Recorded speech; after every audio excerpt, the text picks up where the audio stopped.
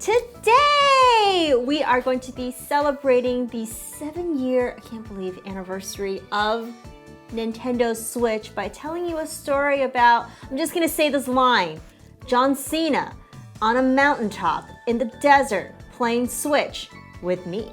Oh. You got me with that last bit there. You guys in? Yeah. Come on with us. Time flies. Yes. That's been several years since the Switch came out. It's a great time to look back, and I wasn't there for this, but I remember you telling me all about it. Yes, you were there for like the planning part of it, right? But you were not on the mountaintop in I the was desert not there with me and John Cena. No, you weren't. And I think this is an exciting story to go back to. And remember those good, happy feelings of when the Switch first came out. It's true. It's true. It is such an awesome thing to just have in the memory bank. We have such a special relationship, obviously, with the launch of Switch. It was something that we both worked on. It was probably one of the great highlights of our careers at Nintendo. So always fun to look back and just marvel at how much time has gone by. But yeah, it's going to be fun. The actual anniversary was this weekend, and it was really amazing to see like how much excitement people had for it. Like this was kind of the opposite of Mario Day, where Nintendo talks about it and puts it out there, but they don't actually do anything. Yes. Whereas this, it's like, it's a 7 years. It's like, that's not the 5 year, that's not 10 years, it's not some big milestone. But people were just so happy to get out there and talk about how much they've enjoyed the system. Yeah. How the system changed their life in some cases. Right. Very striking. Yeah, and then we will be sharing some wonderful stories from our Patreon community about their memories with Nintendo Switch and just bygone years, that have gone. But it's really just amazing to me. And I guess this is what you can say about any significant passing of amount of time. But it's a lot of people are like, this is significant because this was a time in my life where certain, real things happened, and this kind of is wrapped up in that memory. So I love that. I think that's really cool how this gaming hardware could be, so integrally tied to your life memories. Nobody was doing that for the Wii U, let me tell you. True. Nobody cared. maybe 7 years later, huh? Who cares? What is this again? Oh, it's in the trash? Whatever.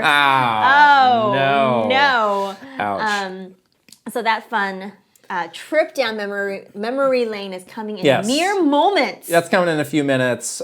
We also have, finally, up our Like a Dragon, Infinite Wealth spoiler cast is up. That is Patreon exclusive content. We just posted a little teaser to our YouTube channel if you want to get a taste of what that's all about. But I'm really happy with how this came out. Me too. It was our first official Kit and Krysta spoiler cast. As we had mentioned, this is sort of a big project that we have for 2024. We really want to sort of pick a game of a month and go really, really deep and just have a no bars hold conversation about it. And this was such the perfect game to do that, because this game just has such an amazing story and so many fun details, so many interesting gameplay mechanics and things like that for us to dig into. And I almost died trying to get this spoiler cast made. I was beating the game. That's what was so hard for you. Feeling the effects of that. You were crunching. You were on a review embargo basically. Man, I gotta pour one out for the homies that do the review stuff. That's hard work. That's why we don't review games. Right. We don't want to get caught up in that cycle. Of oh my gosh, I have to beat this game by X time. Yes. The clock is ticking. I can do nothing until then but play this game. That sucks, and that's really hard. And we don't want to do it. Very hard. And I got just a 1% taste of that because I had been very behind in my playing of this extremely long. You got sick for a week, and you weren't up for playing games, which is a normal life thing to happen. I know, but it's if you were under this. But if you're John GameSpot and your boss is like, hey, we got to get this. You better be in your feverish state. Better suck it up. Better suck down this NyQuil and get it done. Oh, man. I'm feeling it for you guys. I had a little taste, and it was very difficult. But anyways, it was worth it because the spoiler cast came out great. We're super happy and proud of it, and we're so excited to be able to offer this as a Patreon exclusive to our wonderful Patreon community. They are the ones that literally keep the lights on in here. So, yeah, we're more than happy to do this for them. So if you want to sign up and become a subscriber, you can get it that way. It's also available as a standalone purchase through our Patreon shop. So check it out. And next month, we got another great game lined up. Final Fantasy VII Rebirth. Ta-da! It's nice how these games just have kind of lined up. What are we going to do the month after that? I don't know. I actually do know. Really? I'll tell you later. Oh, I'm excited. Okay. That's fun. I'll tell you what's what in 5 minutes. All right. Yeah, I mean, it would be nice to do a Nintendo game. That would require them to actually release a game, but oh well, I'm sure we'll get there at some point. What do you want for Paper Mario? Oh, I thought you were going to say Princess Peach. Oh. I'm like, no. Not sure there's a lot of meat on that bone. It's going to be like a 10-hour game. Are you kidding me? Paper Mario. 5 minutes. That is a perfect spoiler cast game. All over that. When is that coming out? I don't know. Yes, exactly. Oh my gosh. Something else that happened last week was the Pokemon Presents, which we did a reaction to, and you can check it out on our channel if you'd like. But I think it'd be a good moment for reflection because you got some comments on that maybe turned your head, which was like, oh, Kit and Krysta didn't notice X or Y in the trailer. What's up with that? Luminous City was from Pokemon X and Pokemon Y. Right. Which we didn't catch. Right. And then we also didn't realize that the symbol at the end was for Mega Evolutions. Correct. These guys. But so I think listen, no, I think the real talk is for you. I think me. And for us. I think it's time to ask, are we fake Pokemon fans? That's what my real talk was gonna be. Okay. So I saw these comments and there were many. And we were also talking about it like very honestly in our Patreon community as well, which are very, I'm all about share your opinions with me. You had an epiphany about yourself. I really did have an epiphany about myself as I was going through, looking at this and just thinking about this. It's like, I have really fallen off Pokemon. I am no longer, I don't think I should really consider myself on this day in 2024 like a true Pokemon fan anymore, which is really sad because I grew up playing Pokemon games. I obviously worked on a ton of Pokemon games. I have really fond memories playing, Pokemon games back in the day, but I have really not been a fan since Sword and Shield. Well, no, we talked about what was the last game that you played. It was Sun and Moon. So you did not play Sword and Shield. I played 5 minutes. You did not like those games. I don't like them. I mean, Sun and Moon were like that's coming up on like 10 years ago. Yeah. So that's been a while. Yeah. I still enjoy like the Pokemon anime. I watch some of those sometimes. I watch Pokemon Concierge. I thought that was very cute. Mm-hmm. I played, I dabble a little bit in Pokemon Go from time to time. But I have got to say... It's as fake fan as it gets. It's as fake fan as it gets, honestly. I am no longer a Pokemon fan, which is kind of... You're not a diehard Pokemon fan. It was a shocking thing for me to realize. You're a die easy. You're dying real easy. I'm dying as easy as can be. Falling asleep with Pokemon Concierge is how I'm dying. Yeah, but that is a thing that I never thought I would become. And I would love to be a hardcore fan again. I need them to bring me back. They have not done anything, in my opinion, for me to bring me back. So until that happens, that's what it is, people. Pokemon Concierge. Are we going to stop reacting to these then? If you have no worthwhile commentary, it seems. Maybe. Oh. Okay. You can do a solo reaction if you feel. Oh, you're just going to sit it out. Maybe I'll sit it out. Okay. I mean, there can be different degrees of fandom. You don't have to be like the world's #1 fan to watch something and have something to say about it. I still like Pokemon. You still want to watch this Pokemon Presents and see what they got to say. Yeah, I want to see what they got to say, but I might not notice every little detail. And I played X and Y. And I did not remember a single flippin' thing about it. So apparently it was unmemorable. Those cities never stood out to me as there's a super memorable thing about those games. It's there's a city, there's probably one kind of landmark thing, and then you move on. Yeah, I do remember usually the city is based on a real world city. This one's Paris or whatever, and then I guess in Scarlet and Violet was Barcelona, Spain. Yeah, and they've had the New York one in black and white and so on. Which the Sun and Hawaii Moon is one, obviously. Yeah, so that, sure. It's quite generic, but whatever. I did not remember that. That was from a long time ago, so... Yeah, I don't know. There definitely can be different degrees of fandom. I think everybody can be a fan of something to as little and to as much as they want, but as me looking at myself, what I was before as a Pokemon fan and what I am today is completely different. So, just an interesting thing to realize. Yeah. People change when they grow up, I don't know. I mean, something I've known about the series and how I feel about it is I've been more interested in kind of the side games for a while than the main games. Like, I was super into Legends. Yeah, both you and I played a lot of Arceus. Really loved that. Even something like Let's Go, which I know has like an iffy reputation among fans. You don't seem to care. I don't like it. Like, I'm more interested in that. It's just kind of like the core mechanics to me like have felt a little dated for a while, and I feel like they've needed to make some more drastic changes that they're just very slow to get on for whatever reason. Yeah. And they're precious to them. So right. I mean, you don't want to completely shake the boat and, disrupt this great, this great fan base that you have and all the passion for it. But at the same time, it's like, I kind of feel like I'm playing just like a prettied up Game Boy game at times, and I want a little bit more. But those games show me that more is possible. Yeah. So that's like, I really want more of that. It kind of feels lacking to you. Right. So... Yeah, I agree. I loved Arceus as well. We still talk about the fabled potato mochi all the time. We just talked about it the other day. You sent me some video about potato mochi. I was like, it exists. We should make this. But yeah, I'm glad that this Pokemon game that they did announce is a Legends game. That's really cool. I think I liked Legends Arceus. I want to know what this one is. It seems really interesting. It does not seem to be, the sort of the core Pokemon game, which is exciting for me. Right. We're going to be doing this a little later. We're going to be opening up some Pokemon cards. Because that was the thing that stood out to us the most was the mobile game for the trading card game. That looked really cool. Right. And honestly, the cards is something I've kind of kept at arm's length for a while, but I think that's a great way to get in. So let's get our hands dirty with some of these cards. Yeah, that's the other thing that I realized is maybe I need like other ways into like explore other parts of Pokemon that I've not before. That's not the video games, right? Like maybe I do want to start playing the TCG. Maybe I do want to do something else, that's not playing a Pokemon game since those don't seem to really interest me anymore. Okay. So there we go. We're going to shake it up. All right. Wow. Some deep introspection. 10 minutes into this podcast. Look at that. Brought to tears. Oh, no one's crying. And then I realized what? I didn't love Pikachu anymore. I do love Pikachu. Pikachu's very cute. Very cute. More games with Machamp is the lead, and I'll be in, okay? Okay. Listen, that's the takeaway. Oh, we need more Machamp. Yes.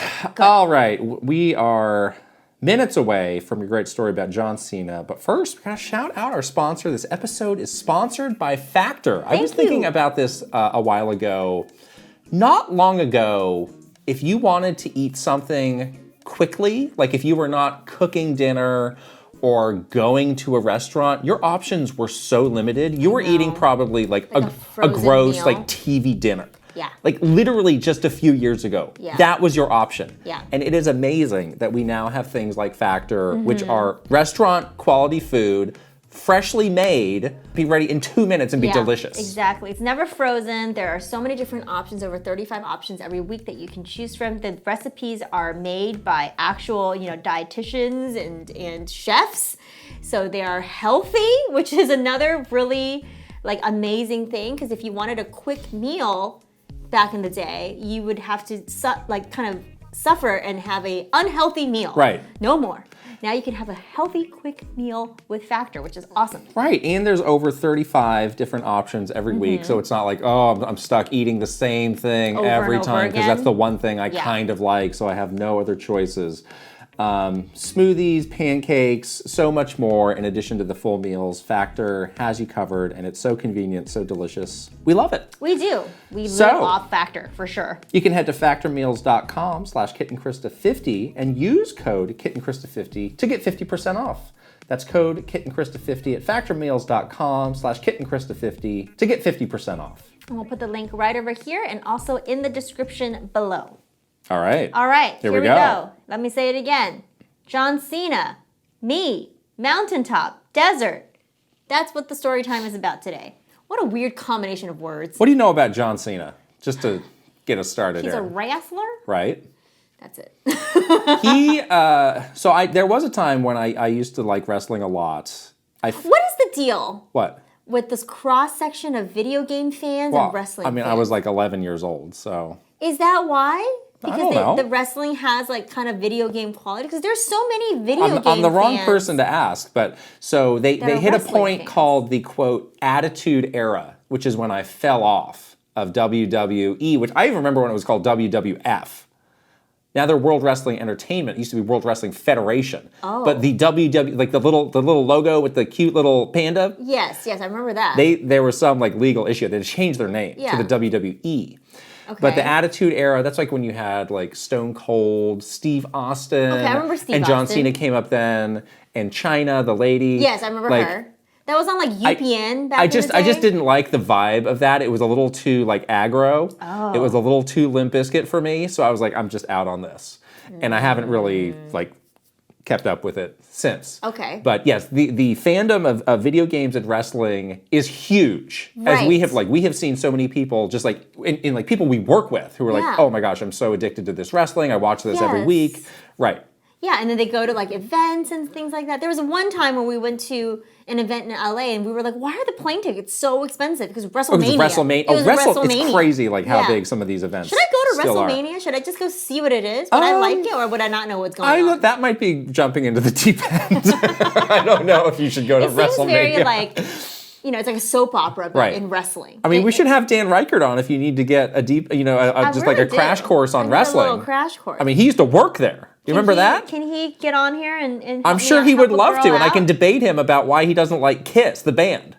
Well, this is a very interesting episode already. He mocked me. I tried. I don't want to go on too big of a tangent, but I was at some event, and he's into kind of like classic rock too. Yeah. And I said, hey, you should give this a try. And I gave him like some albums and some songs to listen to.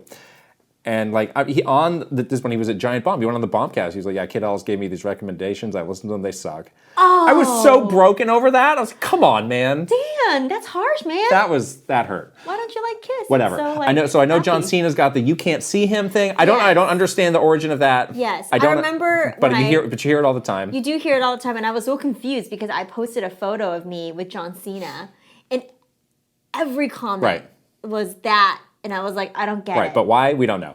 Can someone explain it to me? I still don't get it. And now he's like a legit big movie star, which is great for him. He's like following the footsteps of The Rock. And yes, exactly. Good for him to have this kind of whole new chapter to his career. Yeah, so going into it, I really did not know much about John Cena. I had one sort of directive from our big bosses. I think we all did with Switch, and it was to, from the marketing side, it was to make this a thing.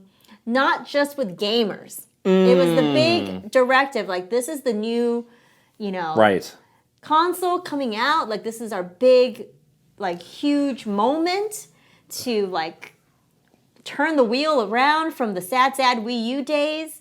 Maybe we can capture some of that lightning in a bottle from the Wii days and the early Wii days where, the senior citizen bowling, like, Nintendo really was interested in all of our, bosses were really focused on how we really just need to make this like break out this thing from video game fans. Because they knew Nintendo fans are going to be excited, obviously. They knew that, people that are following all of the Nintendo news, the people that watch the Nintendo Directs, like they're going to buy the system. It's no problem. We don't need to market to them. Like, you guys are sure things. So it was all about like, how do we get beyond that audience? Yeah. And that was the entire launch campaign. That was what the launch campaign was really rooted in. And also they gave us this other like, almost like a golden ticket. They're like, do whatever you think would work. We're giving you like a blank check, basically. Like, do something out of the box. We got money. We have an interest to hear, weird, unique, special ideas that you have been saving because we are not, doing anything with Wii U these last few years. So we were just kind of like sitting on a lot of good, big marketing ideas. So they were just like, do whatever you want. And we were like, really? Are you serious? Are you really serious? Because we were like, because we got ideas. We got plans, big plans. So we cooked up this very un-Nintendo like launch, which is kind of like just purely based on spectacle. Nintendo doesn't really like to do that, honestly. Like, usually when they want us to market something, they're like, oh, just let someone play the game. Just let someone touch the system, we don't need to do anything else. Just have a nice little event in a little hotel room and have people just hold it. That's like usually what they do, right? And they did do that. I mean, they had the whole nationwide tour where they invited people to come play. That was great. That did a lot of the legwork of showing people and let them play it. Yeah, exactly. But beyond that, they were like, you can do it. You can, if you want to just do something purely like as a PR stunt, which is stuff that they do not like to do usually. They're like, you can pitch it to us and tell us why you think it would work. And so we did. We pitched this idea, and I've told the story before about those like glass living rooms. And the whole idea was that we would find a way to visually tell the story that Nintendo Switch is something you can take with you anywhere. And we had these great moments where people like John Cena would play Switch, and then like all the walls would the walls were like frosted when he starts playing. He would undock the system and all the walls would like fall away and you can see the environment he was How did that work? Because I was watching those videos to get ready for this and I was like, oh yeah, the glass like went from clear to opaque. How did they do that? It was some cool tech, actually. So they had these glass walls, and we built them from scratch at every location. We were in 3 locations. The one that we did first, John Cena actually kicked off the tour because he did the LA stop, because he was in LA. And it wasn't LA, though. Where was it? It was in Santa Clarita. Okay. Which is in sort of it's more south. Yeah. But it wasn't even, it was like on some mountaintop. That's what somewhere. I was saying. Again, it was like in the Santa Clarita desert. Okay. Which was ridiculous. It was in LA. It was in Santa Clarita. It was in the desert, in the middle of nowhere. In the middle of like literally the middle of nowhere. And it was like the high desert. Right. So you think, the desert is really warm. It was freezing cold. February. In February. Yeah. It was so cold I thought it was going to like freeze up in the desert. He, of course, was totally fine. He was just in a t-shirt. He was in a t-shirt. Yeah. And I was like, at one point I like touched his arm and it was like hot. I gotta say, he's like muscle, so he's just burning. In that video, he looks so much bigger than he does now. Like the muscles were like he maybe because he's doing like Hollywood stuff now. I mean, he still looks big and bulky, but it was a whole other level. Yeah, seeing him in person, it was like seeing like the Tekken fighters in person. You know, because you're just like up close. You're like, are you a real person? Is this a human being? Right. Like, are you real? Well, don't do it to me. You're not going to get the same effect at all. Right. Yeah. It's like, are you an action figure? Like, can I just touch you for a second in a non-weird way? He was very nice. But yeah, like we were freezing cold and he was like in a t-shirt. And I was like, but you didn't answer my question of how those walls worked. Because when the person lifted the Switch out of the dock, it would instantly flip. Right. Like, was there somebody in the back with like a switch or something? Yes, somebody in the back with remote control. Okay, because I was like, is it somehow connected to the dock? So no, because that would be ridiculous. That would be too. But I didn't know. Yeah, that would be too. Like that's how cool this was. It was so cool, but it would be too much of a risk if it didn't work just right. You would lose the moment of surprise. Totally. And we were capturing people's reactions. Right. That was the whole point. Was that we would like video all of this and then have like this big sort of launch video that can capture in real life this moment of like what it feels like when you feel you can play your games anywhere, which is like the whole like marketing, tagline for Switch. And those walls were such a pain in the butt to do though, because they were like wrinkly and we had to like steam, almost like hair dryer them flat. Like it was like an hour before the event. So it's like soft plastic. Yes, kind of. Yeah, exactly. It's like a film that would go over it. Okay. But we were like all of us had like hair dryers like an hour before trying to get it to lay flat. Yeah. Anyways, so he was sort of we knew for this spectacle it would not be sort of like one of those events where everybody could attend. Yeah. Obviously, like you cannot have just like random Nintendo fans come to the mountain desert in Santa Clarita. Like that would just not work. These were in such remote locations that it would not work. So the idea of how we like sold it in to all of the bosses was like we would capture these videos and we would have like influencers come and celebrities come to these locations. And then that would help sort of spread the message and help us like, get this video out there of, this visual representation of what Switch can do. And so they were into it. And they were like, okay, find the right celebrity then that you think would kind of be a good representation and fits with the Nintendo brand. And we like really went through a lot of people. I was working with somebody that was on, I think she actually reported it to you. She no longer is with Nintendo. We should have her on this podcast, actually. But her and I were working together on just nailing down who this celebrity person could be.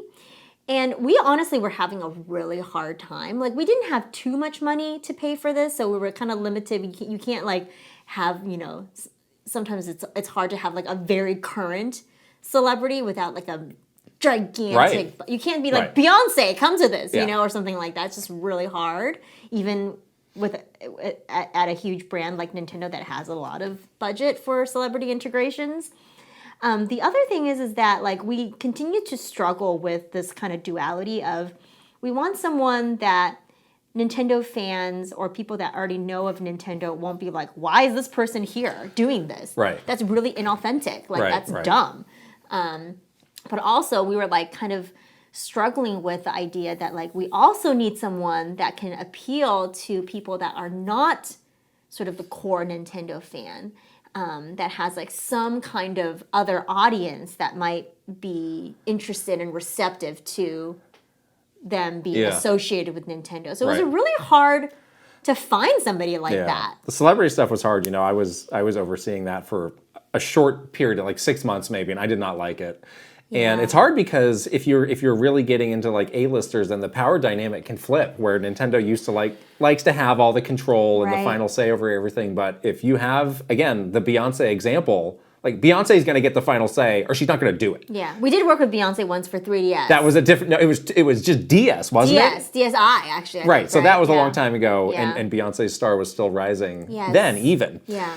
But it is a different kind of beast than what Nintendo is typically used to. And then there's like, again, there's so much checking on like, you know, what is the brand fit? Yes. Did they do anything in their past that could be like might they say something in the future that could get us into hot water by association? And it's one of those things also where like these are such public figures that everybody has an opinion. It's not like these influencers where like, you know, some executives like, I never heard of this person. Fine, go ahead. Everybody has their opinion and their favorites of who, like, oh, can we try and get this person? That would be so cool because I like so-and-so. Yeah, I saw so-and-so in a movie and like they would be perfect. Guess what? Brie Larson has a lot of fans at Nintendo. Brie Larson has a lot of fans inside Nintendo for reasons that are not because she likes Nintendo. I'll just say that. You guys can decipher that however you want.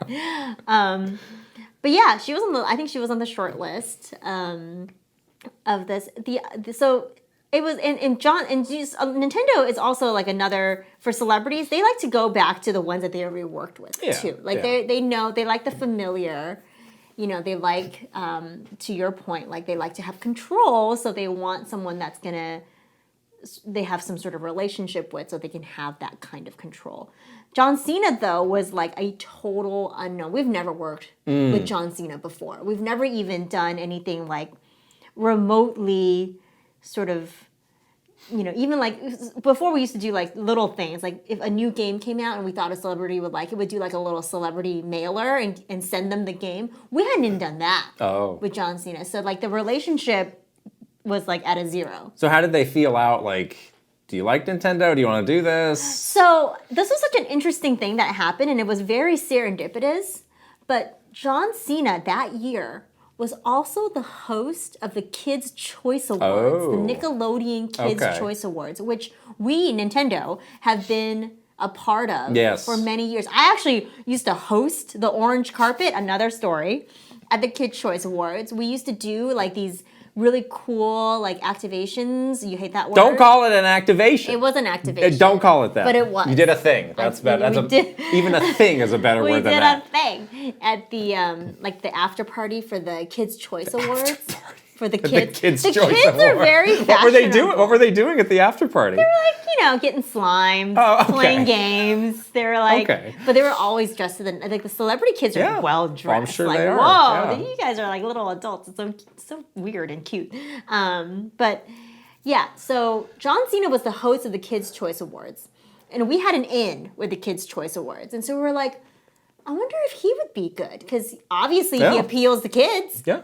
And that's an audience that Nintendo was desperately, even to this day, trying to get with Switch. Yeah. Like, they really wanted to go younger with how the audience, because now, like, you know, the general audience was like, you know, you're like adult male, you know, but they really wanted to get like the kids audience. And so we were like, okay, well, John Cena seems to be very appealing to the children because he is hosting the Kids' Choice Awards, which is a big deal. He's a clueless people making decisions. People seem to love this. I don't know why, but they seem to love it.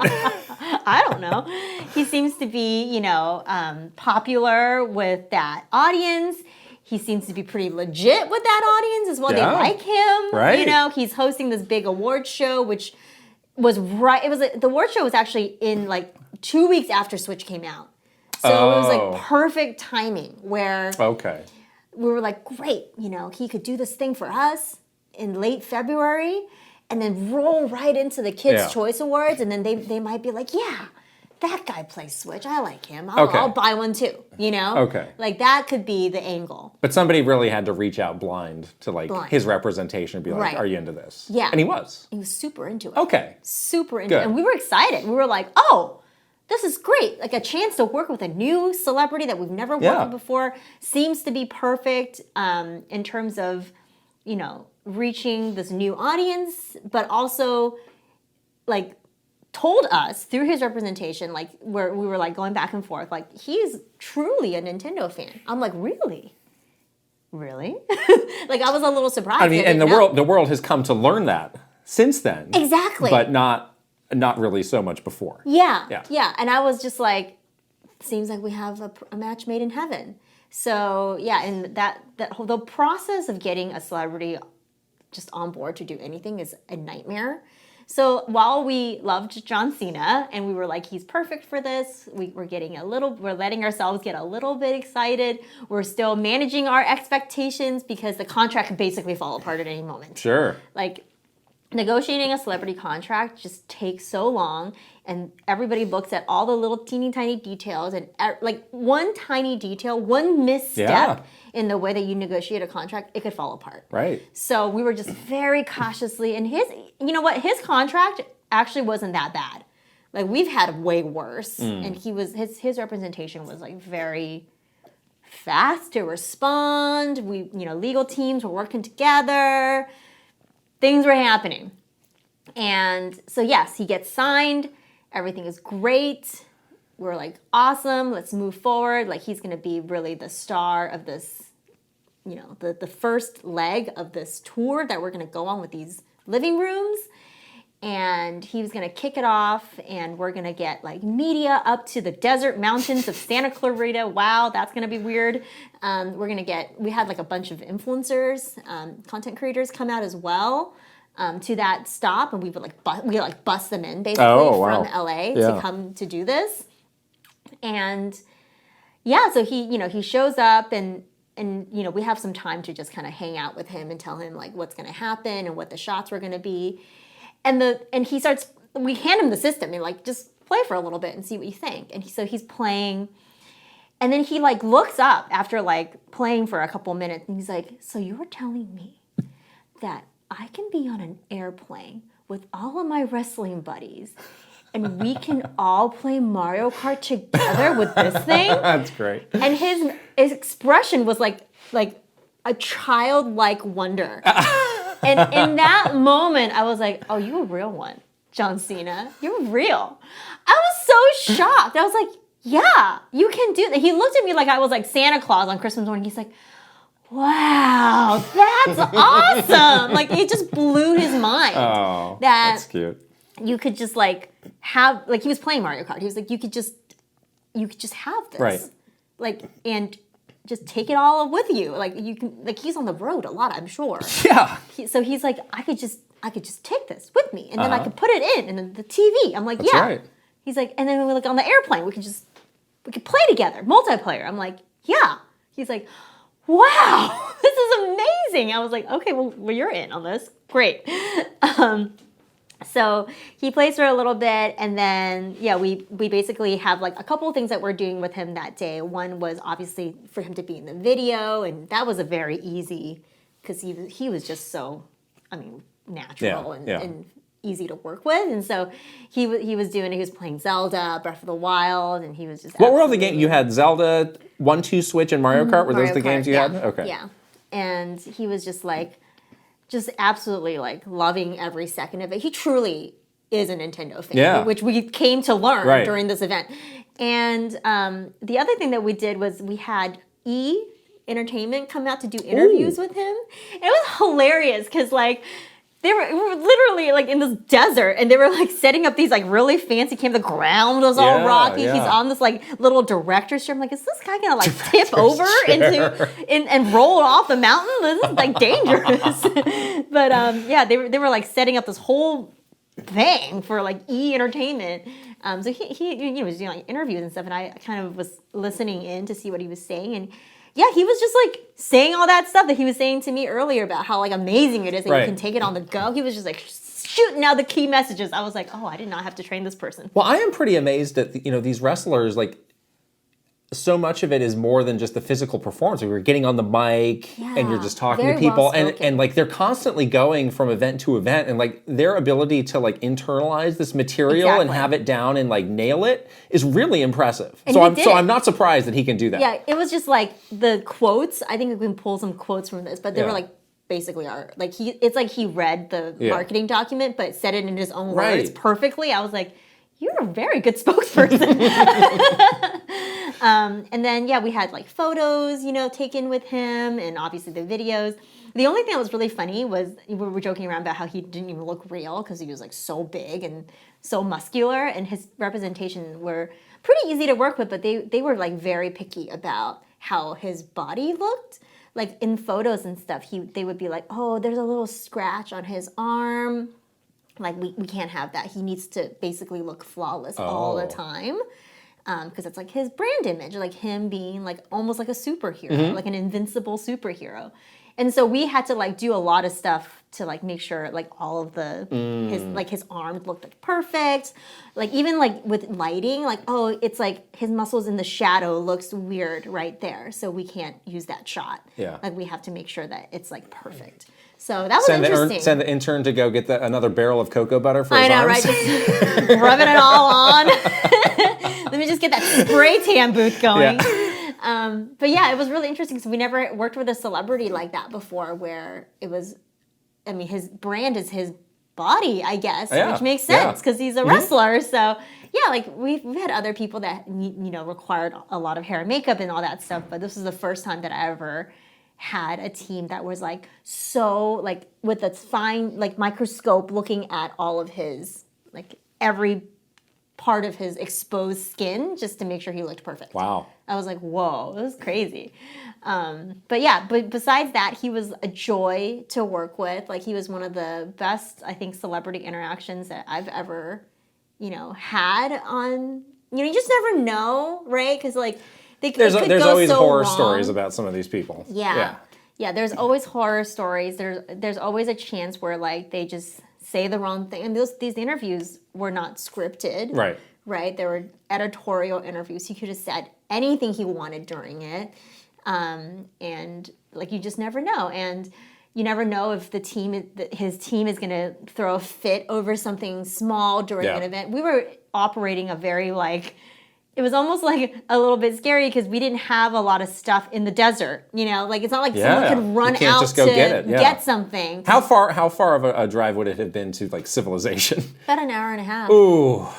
We were like, and it was up a mountain, so it was like the winding road down. Yeah. We had like this little sort of like these trailers set up at the, we call it a ground zero, and then you would go up this. You would have to like either take a golf cart or hike up this path. Wow. To get to the location where we were doing the shoot. How did they find this? Well, we location scouted like all of these places, but we wanted a desert. We location scouted the middle of nowhere? We wanted a desert in the LA area. Is it somewhere, like, do they shoot movies there? Like, is it a known place maybe? Or like, if you need a desert, this is a good place to go? I remember my request for the 3 locations was a desert, a snowy place, snowy mountain. Yeah. And the last one had to be in New York because it was a launch event. So it can be in the middle of a city. Yes. So we location scouted a lot to get to those places. We wanted the desert to be in the LA area. So we were thinking like Joshua Tree. But a lot of the national parks, they don't let you do this kind of stuff. But even that would have been far to get those content creators. It would have been very far. Because that's the tricky thing is like you need to make it accessible for people to get to. Exactly. Yeah, but we found out national parks don't allow you to do that, so that was a tricky thing. Or you had to pull like really hard permits, which was never want to deal with that. If I ever had to pull a permit ever again, I would be so happy. I don't have to anymore, so that's good. Those are hard to get. It's not great. So we had a lot of limitations, but we wanted the visuals was so important, and we wanted those drone shots. We wanted like all that stuff. So it was like sacrificing a little bit of convenience for the look. And like even, John Cena agreeing to do this was like go up to the desert because I mean that's like a lot to ask for somebody.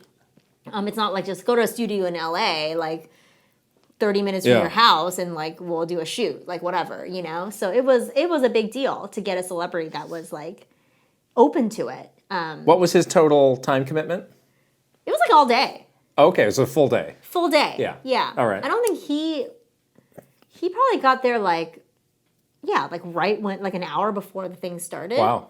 So like 9 and was there until like 5 p.m. Wow. Yeah. We had many solid day's work. Many meals. It's an honest day's work, just like you and me. Except you're not John Cena. Standing in a t-shirt in the desert. I don't want to do it. Giant muscles. Cold. Very cold.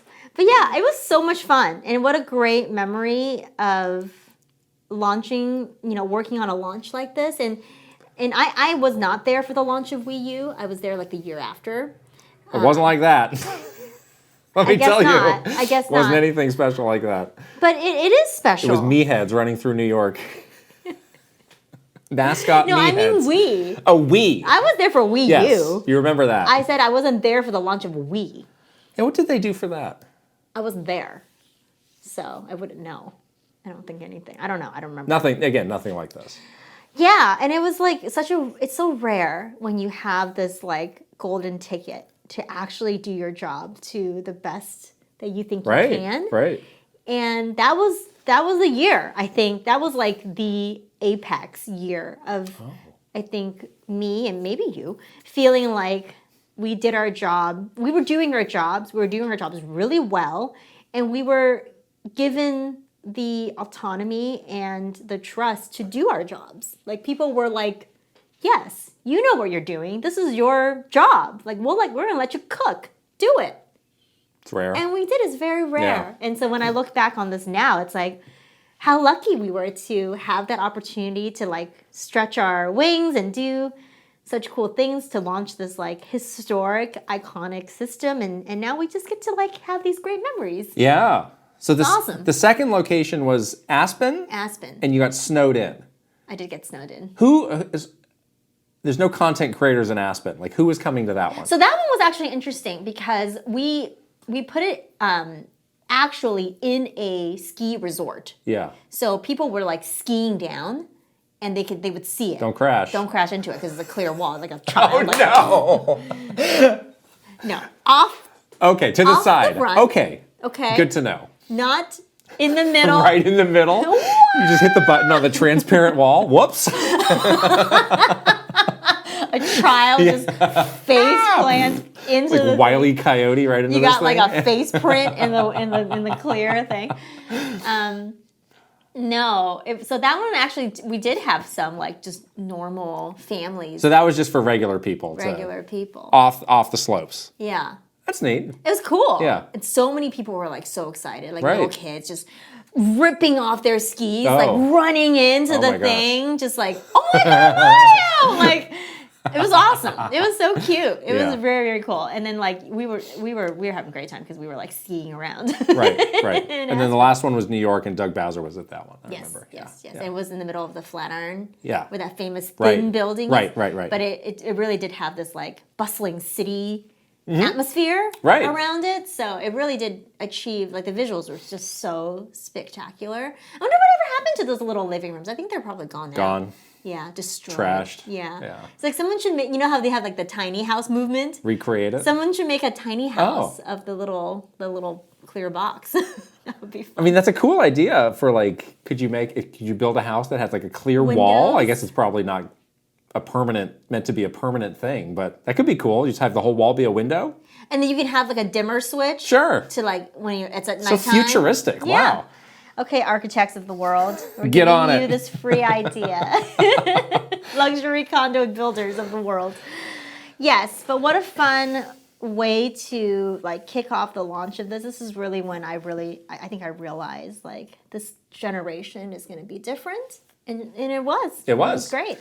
Very cool story, and like you said, we asked our Patreon subscribers to think back to the early days of Switch. We asked them to recall one of their favorite launch games that was not Breath of the Wild. Yes. Because obviously that dominated what people were playing and talking about, but there were other good games and other memorable games, so let's check out a couple. We got a response from Jason Ball 34.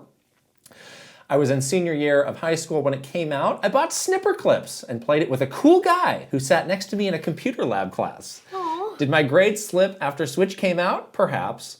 But it was a blast playing through Snipper Clips in tabletop mode with him instead of doing our work. I never used the Switch's tabletop mode again, but it was great for a co-op game when you didn't have to access a TV to dock the system. Snipper Clips is great. That's such a good game. Like, we had so much yes. fun playing Snipper Clips. It is kind of one of those rare, like, you really do need to play it co-op. Yeah. Like, kind of doesn't hold up playing it by yourself, but it was so fun. Make more Snipper Clips. Yes. 4-player Snipper Clips. I saw the guy from the studio who made Snipper Clips was on Twitter this weekend, and he was...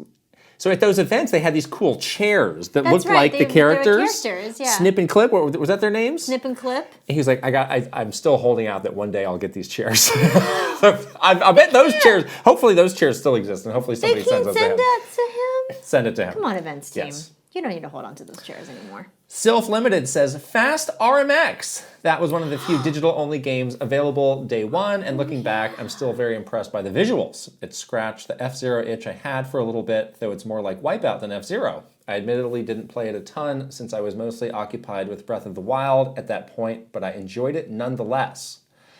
Fast RMX, made by Shinen, also makers of the incredible Art of Balance. Yes. And best game ever. The Tourist, which is a very good game. Oh, The Tourist is a great game. What are they working on? Have they put out a game recently? I like them a lot. They have a very good track record. And they have a very diverse portfolio. All those 3 games are so different. Shinen, what you doing? What are they up to?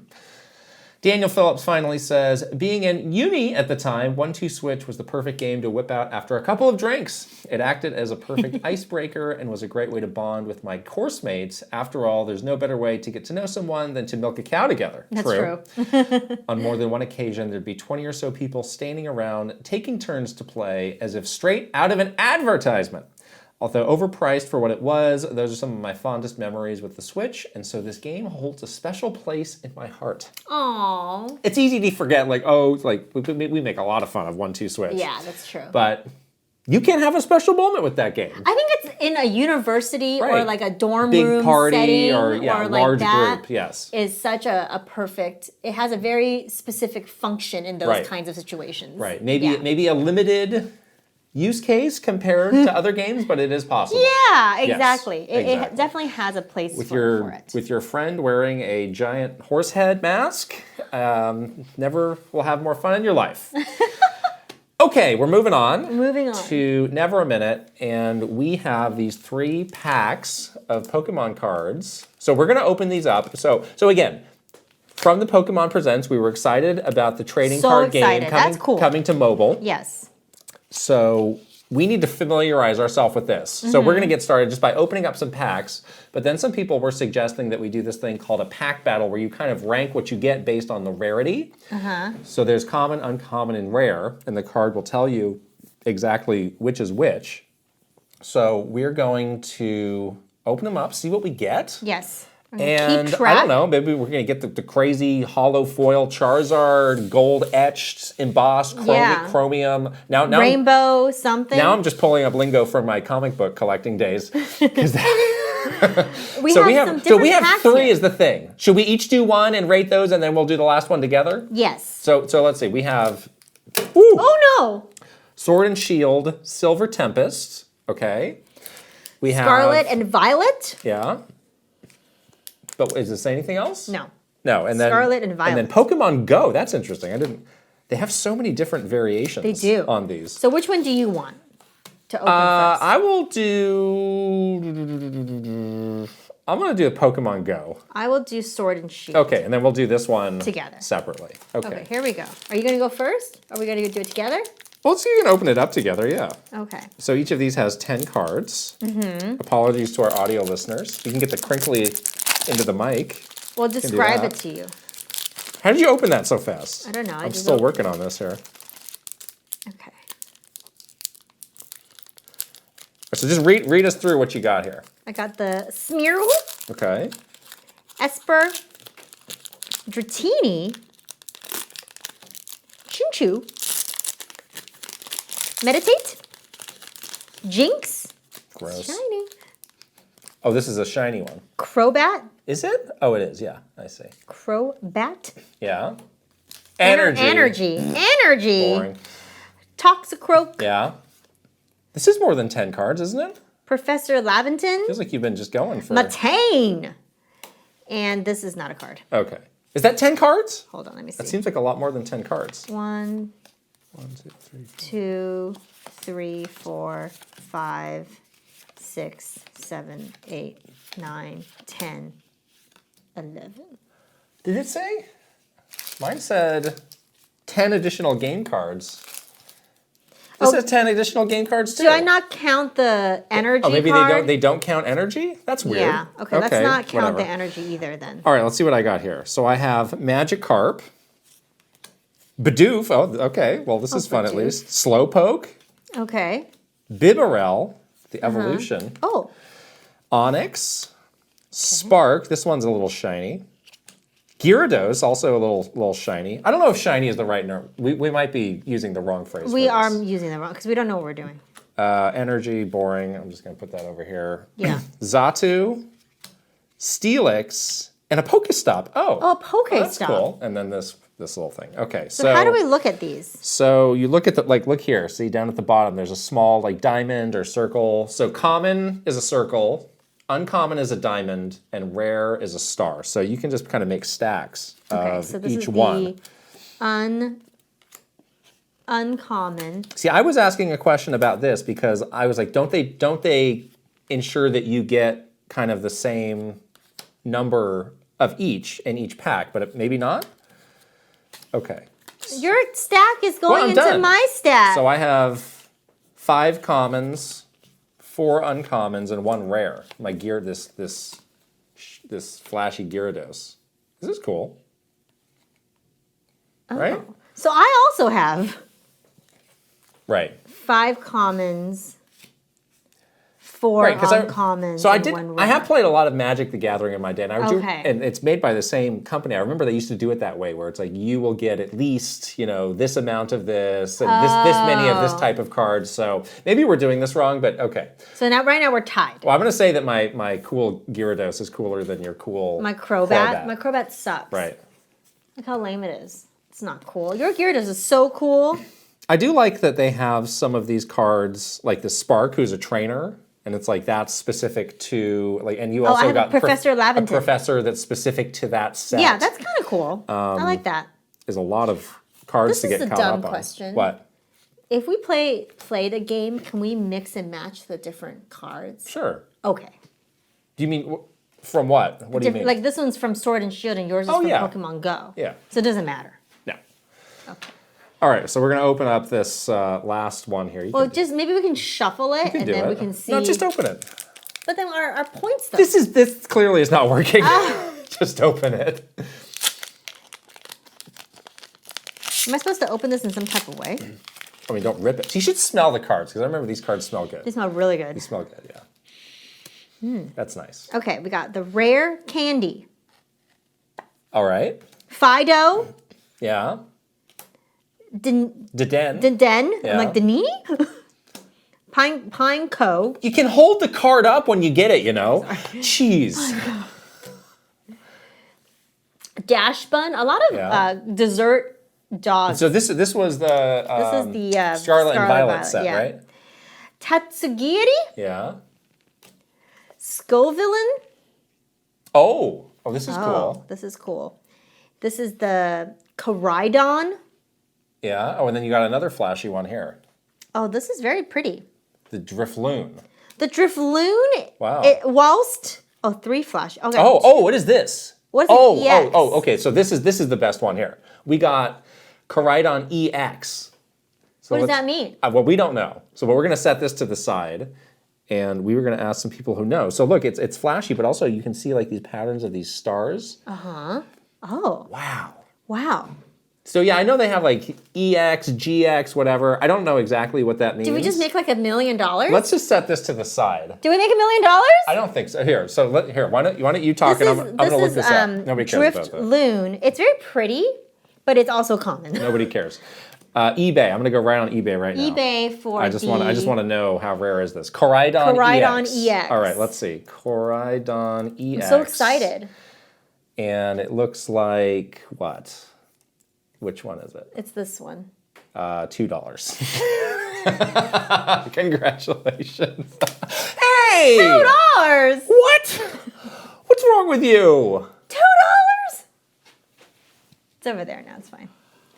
Anyway. We're not going to play this game if this is how you're going to be treating the materials. Well, if they're mobile, then I don't need to throw them. Man, what a miserable person you are. Whatever. All right. Let's put those away and somewhere safe. I don't know what exactly we learned from this, but it's a start. Now we have some cards. You need these. I've mixed the energy them up. is boring, but you do need it. This is like land and magic. How do you know? Well, that's how you need to expend something to play a card, you know? All right, next episode we play TCG.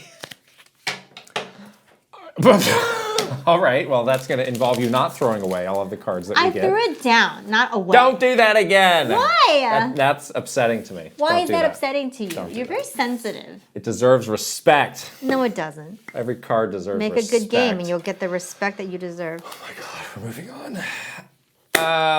Where were we? Okay. We are just about to talk about the games we're playing. Got a lot of Final Fantasy VII Rebirth, and I got to go early to Capcom to check out Dragon's Dogma 2. Going to talk about that. But first, this episode is sponsored by BetterHelp. Thank you. It's often you spend time thinking, like, if I had another hour in my day, what would I do? And I think everybody's got a different answer where it's like, well, I might go do some exercise, or I might read a book, or maybe I would get in a little bit more work or get some sleep. Yes. But the way that you structure the time that you do have in your life is a critical thing, and something where it can be good to get an outside perspective to help you make the most of it. Yeah, sometimes it's really easy to get bogged down by all the to-dos on your list during the day, and you need a therapist or someone that can help you prioritize your day and prioritize the things that actually will make a difference in your life. And that's where BetterHelp comes in, with licensed therapists that you can talk to about how to structure your time in the most effective way. Yes, we have used it. We love it. It is so convenient to get matched up with a therapist, and then from there you can meet with them over video, over audio, over text even, if you would like. Extremely convenient and based around your schedule, so we really recommend it. Yes. Learn to make time for what makes you happy with BetterHelp. Visit betterhelp.com/KitandKrysta today to get 10% off your first month. That's BetterHelp, HELP.com/KitandKrysta. We'll put the link right over here and also in the description below. So only 2 games that we're playing, unless you've been playing something else. No. No. We're going to start with Final Fantasy VII Rebirth, and then we'll get into Dragon's Dogma. But this is kind of our first big weekend with the game. Came out last week. We did a stream through kind of the very, very early parts of the game. So I guess just a very basic question. What do you think? I love it. Wow. I love it. I kind of was a little blind going into this game. I mean, obviously I was going to play it, because I'm a huge Final Fantasy VII fan. I've played remake, and I've been looking forward to this game. But you haven't played Crisis Core, and you haven't seen have Advent, not played... so you're a fake fan of this too. Okay, great. Call me out. You're a fan of nothing, actually. I'm a fan of you? You're a fake fan of everything. You're a fake fan of me, maybe. I don't know. I am. Don't like you at all. I'm a fan of myself. Fake fan. Why bother?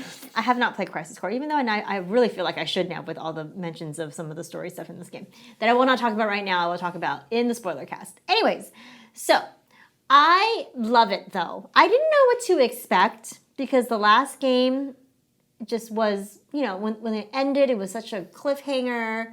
It also feels so different than this game. Like this game is so much more about exploration and sort of you being out in the world with your party. And I just didn't know how that would feel, I guess, in like a modern day, you know, game. And I think it feels great.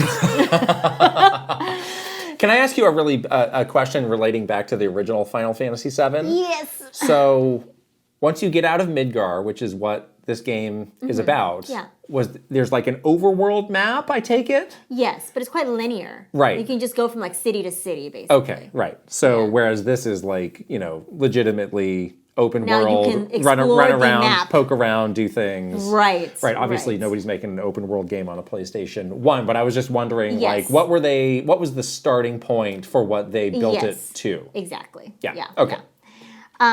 So this open world part of it was, I don't know why people were talking about it, but I just didn't believe them. I didn't either. So you didn't either? Okay. No, even though like they were showing clips and they were talking about it, like there was some part of me that was skeptical for reasons I don't really know. I don't either. And I think now that I think about it, there's a couple things. One is like it's such a leap from the original game. Yes. Like that's a huge step, and not like what you would have thought of. Like, yeah, we're taking a JRPG that was pretty, you know, traditional in the original, and now we're making it open world. Like, oh my gosh, that's like that seems crazy. And that's also a huge departure from Remake. Right. Which was, you know, a bit more contained. So I think that was the first thing I was in like Midgar the whole time. I was like, wow, like it took you forever to make this first game, and you know, it was contained. It was great. But now you're taking this next game and you're making it, you know, pretty open world. I don't know how you're doing that or you're pulling it off, but that's what it is. It's not 100% open. Like it is kind of chunks of the world. Yes. And there are points where you need to go to like a travel system to go from one to the other. Mm-hmm. So there are some boundaries, but I think it checks the box well enough to say that it is. I agree. I think it just exceeded my expectations in terms of the exploration, which you don't do a lot of in the first remake. Yeah. You certainly are going around Midgar. It's very story-driven. It's very mission-driven. This one, it really does incentivize you. And, like, I don't know why. I'm usually like, I'm going to stick to the main story. I got to finish this game. But, like, I have found myself really, like, balancing my time between advancing the story and just, like, exploring the different areas. And I find myself, like, going back to areas as well. Like, I made it to the second area, which is Junon. And I was like, you know what? I'm going to tool around here for a little bit, but I'm going to go back to the grasslands because I think there's more to do there. Yeah. And so I just feel the desire to explore, which is very rare. Usually I'm like, Final Fantasy game, I got to get through the story like as fast as possible because I want to know what happens. Chadley's got you wrapped around his finger. Chadley is an abomination. Puppet.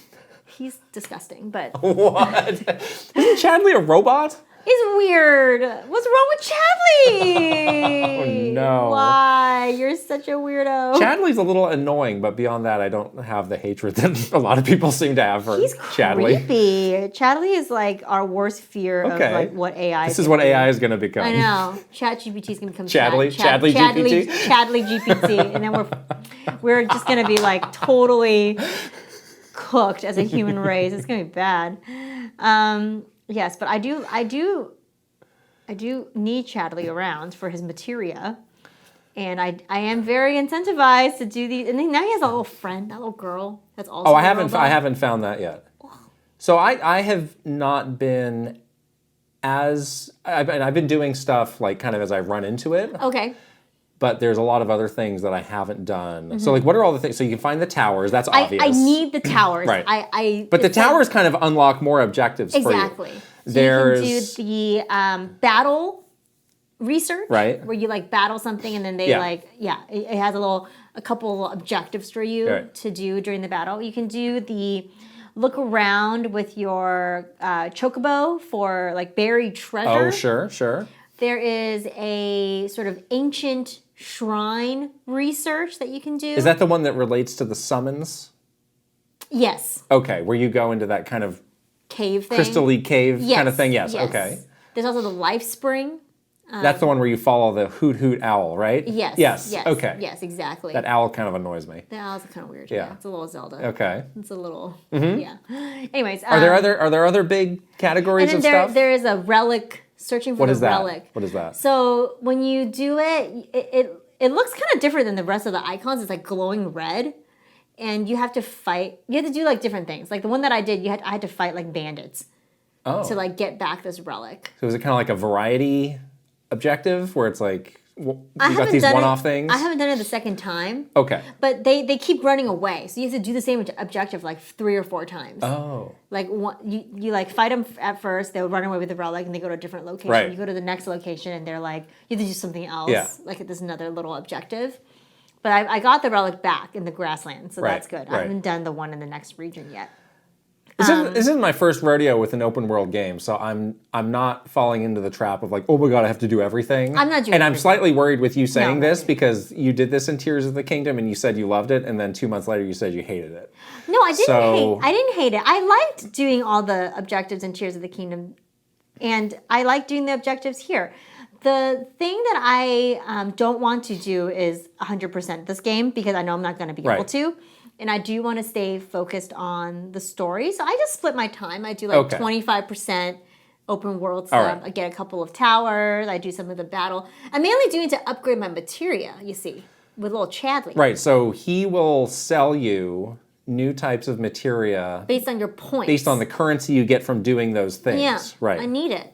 And sometimes it seems he has materia that like you can't get other ways. I got a really good one, which was like it? to help with stagger.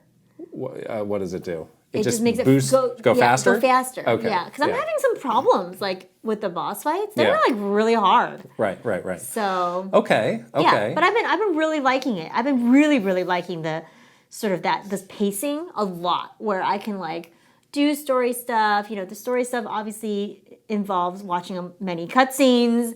And then you can just kind of go off and tool around and explore and ride around in your chocobo. I really love the chocobos, by the way. They're so Does it seem like cute. Does it seem like the second area is fairly smaller than the first area?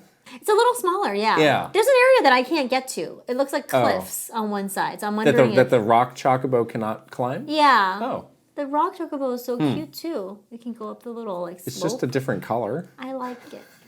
They're so cute. They're little, and the little baby ones I show you to the I bus like stop. those, yeah. Those are really cute. Right. The Moogles are not cute in this game. The Moogles look messed up. I mean, you'd think they would be cute because they seem to be based on a koala bear, but I'm They're not too skinny. I'm not finding them to be cute. They need either. to be fatter. Yeah, maybe that's it. They're too skinny. Yeah, you might be right about that. I do like the Moogle music a lot when you're in the Moogle Emporium. That's fun. It's very cute. The music in this game is great. It's so from beginning to end. Yes. Let's talk about the combat though, really quick. Okay. I know you and I both had trouble with it. Well, Are you better now? Well, I don't know whether they throw a lot at you. This combat system has a lot going for it. Yeah, it really does. And maybe the rate at which they tell you about it is a little fast because I'm still even now like coming to grasp all of it. Like the combat system in this game is really good and really unique and really deep. Yeah. And you probably could just like hack and slash your way through most of it, but there are some bosses that require you to do more. I was going to say, like, don't be fooled by sort of this action-based combat system because it's not a button masher. In just regular combat, though, if you've run into some trash enemy. Like trash enemy, yes. Yeah, right. You can. But, like, during those, like, significant boss fights, like, you shouldn't get into the habit of button mashing through it because you really need to get your act together and use your party. Right. I mean, you have to find what is the weakness. That seems very important. Yeah, you have to like do the scan. Because then you build up the enemy's stagger bar. Yeah. And then you can do more. But then there's those, what are they called? Synergy attacks? Is that what that's called? Mm-hmm. Where two teammates have filled up a certain bar, a certain amount, you can do that. Yeah. And then there's the summon bar. I still don't exactly know how I trigger that. It'll just That's when you stagger an enemy.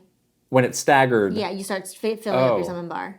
Okay, that's an interesting way to do it. And there's a limit gauge. And then there's the limit gauge. Yeah. And it's a lot of bars to keep track of, especially when it's like across multiple characters. Yeah, it's so true. And I have found myself like getting better at switching between characters. And I was going to say. Commanding characters. You can switch between all the characters and they all play differently, very differently.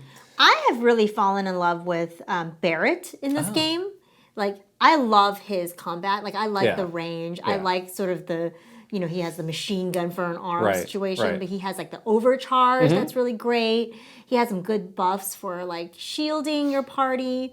So I've found myself switching to Barrett pretty much 100% in the beginning of any battle. Oh. And then staggering the enemy and then switching to Cloud to do like the finishing blow. I see. Because he can do like some big damage, you know? Yeah, I find that if you leave the computer characters on their own, they kind of don't do enough. They don't do enough. Where it's like, I need you to do this move, but you haven't filled your bar enough to do it. I was like, and then I need to switch over and do it. It's like, what have you been doing? Standing around. Get going. Yeah. To my great chagrin, though, I had to switch out Tifa for Aerith in my party. Why? I don't know. She kind of sucks. Tifa? I don't like her moves. Like, she can't reach enemies that are flying. She doesn't have distance, Yeah, she doesn't have good distance. Like, she just has, like, sort of the martial arts type of move. Her magic is, like, very shaky. So, yeah, I got Aerith in because I need her to do some magic. I need her to do some healing. The whole kind of team composition I'm still tinkering with to find the best one. Right. I've often had Cloud, Tifa, and either Barrett or Aerith, leaning more towards Barrett, I think, because Barrett is my constant. Like, yes, her magic is a little bit better, but you can have everybody learn healing spells. True. So she has prayer, though. Prayer isn't very helpful. Well, again, if you leave her to herself, she's never getting those 2 bars to do prayer. So it's like I do play with her. I found that I very rarely had enough to even do that. Oh, okay, yeah. So I'm playing a little bit differently. Red 13 is fun too because he has a lot of like get health back.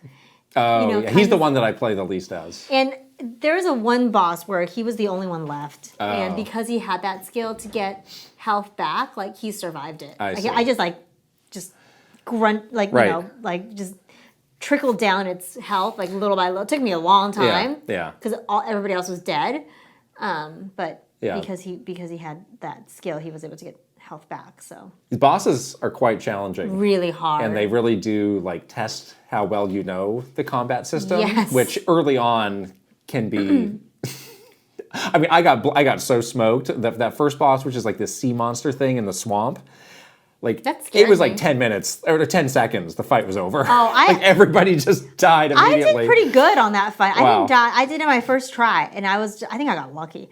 But there was the boss after that. I got worked. Yeah. I am very confused about what I'm supposed to do. Some of the bosses can be very aggressive, and it's like I'm trying to get my bearings on what this fight is even about, but it's just like attacking. And they do that thing where they can like trap one of your party members, like. And basically, you have to like go and untrap them, and that was unexpected because I was like being attacked by the boss while I was trying to free like very essential party members. Yeah, that was really hard to like multitask all of that stuff. So I found the combat to be quite challenging, which is why I needed all the materia. So yeah. The stagger is very important. So right. So I really like the battle system, but I would say I have a long way to go to really fully feeling super confident about what I am doing. Yeah. But I really want to because I finished Remake And even at the end of that, I never felt I had completely grasped everything that it had to offer. So I want to give it a better try. Because I think I relied too much. I was like, well, I'll just mash my way through too many encounters. I think I want to actually learn the complexities. Because I can't really think of many other battle systems that are like that. I know. Like, it's got kind of like that classic BioWare thing where you can like freeze the battle to bring up your abilities and think about it. But even then, it's a bit more action focused than those were. You can go very quickly back into the battle. Right. I always find myself like telling myself like, slow down, it's okay, you have time, like you can think about what to do next.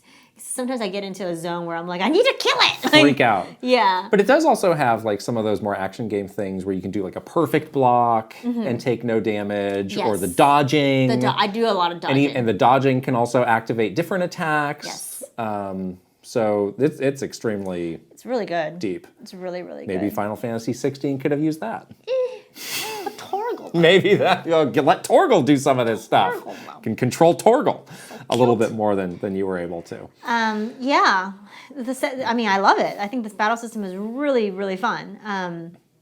Yeah, and we both did some like really fun, we won't go into too many details, but just like some very, different type of story things within the chapters, where whether you're sort of, being asked to play as different characters or you have some different objectives. Yes. The thing I like about the story elements so far is, even though you're in like sort of a big chunky story sequence, you're still playing the game. Like, they have little sort of mini games that kind of happen. There's like little, just like little puzzly kind of things that you're doing. So you do feel like it's not just sort of this dump of cutscenes, you know? So that's really nice. And the last thing I'll say so far about my experience is I just love how weird this game is. It is so weird. I'm like, was it always this weird? I think it was. Or was it weirder now? I definitely think it was. I think when you take some of the weird ideas and make it look more realistic, it becomes more weird. I love it. It's excellent. Like, what's your weirdest moment yet? Oh, I don't want to spoil it for anybody. Okay, fine. So I won't say anything. There's definitely like weird and also very humorous moments, which we both like were laughing at some of the interactions that Cloud has with the girls, and obviously he's a dope. I guess I didn't realize how much of a dope he was. He really is. Yeah. His most common response to anything seems to be, and he has like the expression on his face. Just completely bewildered at all times. Yeah. I was thinking like I need to do like a big sort of character study on Kasuga Ichiban and Cloud Strafe, because they're like brothers from another mother or something. Oh boy. Like, they have a lot of similar like tropes in their character. Yeah. Yeah, they might have sharing some inexperience. Cloud is a lot younger than Kasuga Ichiban, but might share some inexperience in the areas of love and relationships. Oh. That's a fun little like side story to the main story of this like, again, I don't know if it's actually a love triangle or what exactly it is, but this kind of like college like flirtation. It's got the YA kind of exactly. We're still figuring ourselves out. Yeah, I like that because it's got the big story, which is obviously very serious, but then there's some smaller moments which are very much not serious and lighthearted and just give you a different angle on it all. That's what I really love about both this game and Like a Dragon. It's like you do have these moments in just like in life, like things can be bad, but there's still going to be some stuff that give you a giggle, and that's fun, It's great. Now, Square has been putting out material saying, you don't need to play the first game to enjoy this. Don't worry about that if you didn't do it. Just buy it and play it. How do you agree with that sentiment? No, I think you should play the first game. You don't have to. But I think you just get so much more out of it if you enjoy the games in sequence. Yeah. I mean, it's such a wonderful experience. You never have to. No. But I think you are going to be in the dark on a number of things. You could watch. And I've been watching an hour-long YouTube video. I have been watching it too. To get caught up. Yes. And reminded on the story of the first game, which is good because I forgot a lot of stuff. Yeah, I did too. I'm like halfway through it. I played the game, but it's been like a long time. It's been 4 years, right? So it's good to get a little refresher. Right. So you could do that. You could watch the 40-minute YouTube video and get caught up in the story, but you're gonna want to know the characters. You're gonna want to. Yeah. When you play a game, that's the best part. It's like getting to know a friend. Like you spend so much time with them. and you just feel like you're very invested in their future, and you do get very invested in all of the characters you see in Rebirth from Remake. So, I don't know. You don't have to, but I would recommend. I agree. I think that's a bit of a stretch. And obviously they want, it's a new type of game that could be more appealing to more people. Yeah. So I understand why they're really trying to push, like, hey, don't worry about that. But at the same time, it's like, there is a little explainer in the game, but it's only like 3 minutes long, and it's pretty surface level. Yeah. So nothing will be a replacement for you playing. Yeah, I don't know if you're somebody out there who skipped the first game and are playing this, how's it going? Yeah, I'd like to know. But it's so great so far. I can't believe that we're playing such fantastic games back to back. I know. Yeah. Like, I'm just feeling so spoiled. Like, oh wow. Right. This is like a boon day for us. Yeah. Like every day I think about, I can't wait to play this game some more. Like I'm fully like, I'm just like fully in on it. It's great. Now. Yes. I want to ask you a question.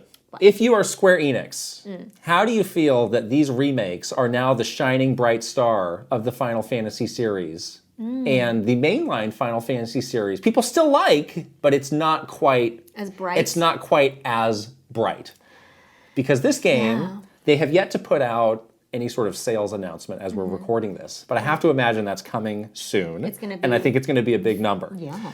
And the review score for this game versus 16 is higher by like 7 or so points. So not insignificant. It's pretty significant. And I think this is a more ambitious game, just as far as being the big open worlds, the sweeping scope of the game versus, 16 definitely had, a big feel to it, but it was more of like action game moments in smaller spaces. Right. So if you are some big boss at Square Enix, how are you feeling about the state of this right now? I don't know if any of this is surprising to them. Do you think it is? I don't feel know. like they know they had a hit with Remake. Right. And so their objective was to make it bigger than ever. And they did with Rebirth. They have one more to go. So where are they going to go next? Who knows? Well, I've been wondering about that too. Do they make the continuing stories of Final Fantasy VII because it's just that popular? I mean, that's kind of what they've been doing. They're going to remake like Crisis Core next? Oh, no. I mean, you could just keep making new stories with these characters in this world. Again, it's kind of what they've been doing to a smaller extent with Crisis Core in the movie. But clearly... Is that a good thing or a bad thing? I think it's a good thing. Okay. Like, they have a hit with characters and storylines that a lot of people really love. And it seems like there's still so much opportunity. It's so funny that we even call these games, and this game is not even called a remake. It's called Final Fantasy VII Rebirth. But it doesn't even feel like a remake in the sense of our current definition of remake. It's much more. Yeah, right. It's like a full. It feels like a restart, new game. Almost. Yeah, exactly. Yeah. I mean, yes, the story is similar and the characters are the same, but even so, they have such agency to change everything in the story. Like, I'm on the edge of my seat because I don't know what they're going to change. Right. And what they're going to do. It feels like a brand new game. So I don't think they're feeling bad because they're probably seeing this as a brand new start to this part of Final Fantasy. They're probably a little disappointed that their other very expensive game didn't do as well, but I think they see the opportunity here, and I don't know. I think it's awesome. So I would like them to keep going because I really like these characters in this storyline, and I would not be sad to see more games like this because it's fantastic. I think the good thing is, the series is always like reborn with the next entry. So it's like, hey, you didn't love 16? Don't worry about that. We got something completely new for 17 whenever that comes around. So that's in their favor of like, we tried something different. Maybe it worked, maybe it didn't. Don't think that we're like locked in because they're never perpetually locked in anything. I love that about them. They can change that on a dime. I do keep thinking back to like that weird stretch over the summer where they were promoting both games. And it felt weird to us, where it's like, wow, Final Fantasy 16 is just about to come out, and this is when you should be like building this crescendo of hype. And that team was trying, and yet they started talking about this other game kind of at the same time. Yeah. And it's like distracting people. Like, which of these do you want me to pay attention to? Which of these should I be more excited for? Because it's like, wow, I've got the decades of nostalgia with 7, so it felt like that had almost this edge over 16. I don't know. I still don't know why they were doing that. You could have waited a couple more months. Could have just waited to give 16 more of a shot to break through. That game was like nearly a year away, like 10 months away. Yeah, like that game came out in the summer. I think that was like late June. Yeah, and then this game didn't come out till now, so you had time. Right, so that's like eight months-ish maybe. I do wonder what the sort of the power dynamic is like. That's the thing. It's like, I don't know. Like, is there a guy who's like in charge of the series and he's like the final say over like what this team can do and this team can do? Yeah. I don't know. Yeah, and like is it just the Wild West of like, I don't care, I'm doing this. Oh, yikes. Yeah, or like was there a true like kind of, real talk moment where they're like, look, buddy, like, we know that Final Fantasy VII is going to be the bigger hit. We want to put our eggs in that basket. Yeah. And just really, like, start now. Because we believe that this is going to be the one that's going to be the moneymaker, And this other game, like, yes, we're going to support it, but we know that it's not going to do the numbers that we want it to do. I don't know. If I was in charge of 16, I would be so mad if somebody told me that. Oh my gosh, because like, this is the main series. This is Final Fantasy. I know. This is the one that's going to be continuing, for on and on and on. Whereas like 17 seems to have this, or 16, or 7. I'm getting my numbers mixed up here. Has this finite, life cycle to it, where it's like we can't be doing that forever. Yeah, maybe it doesn't. I don't know. I'm a little bit baffled by the way that they have managed all of it. Yeah.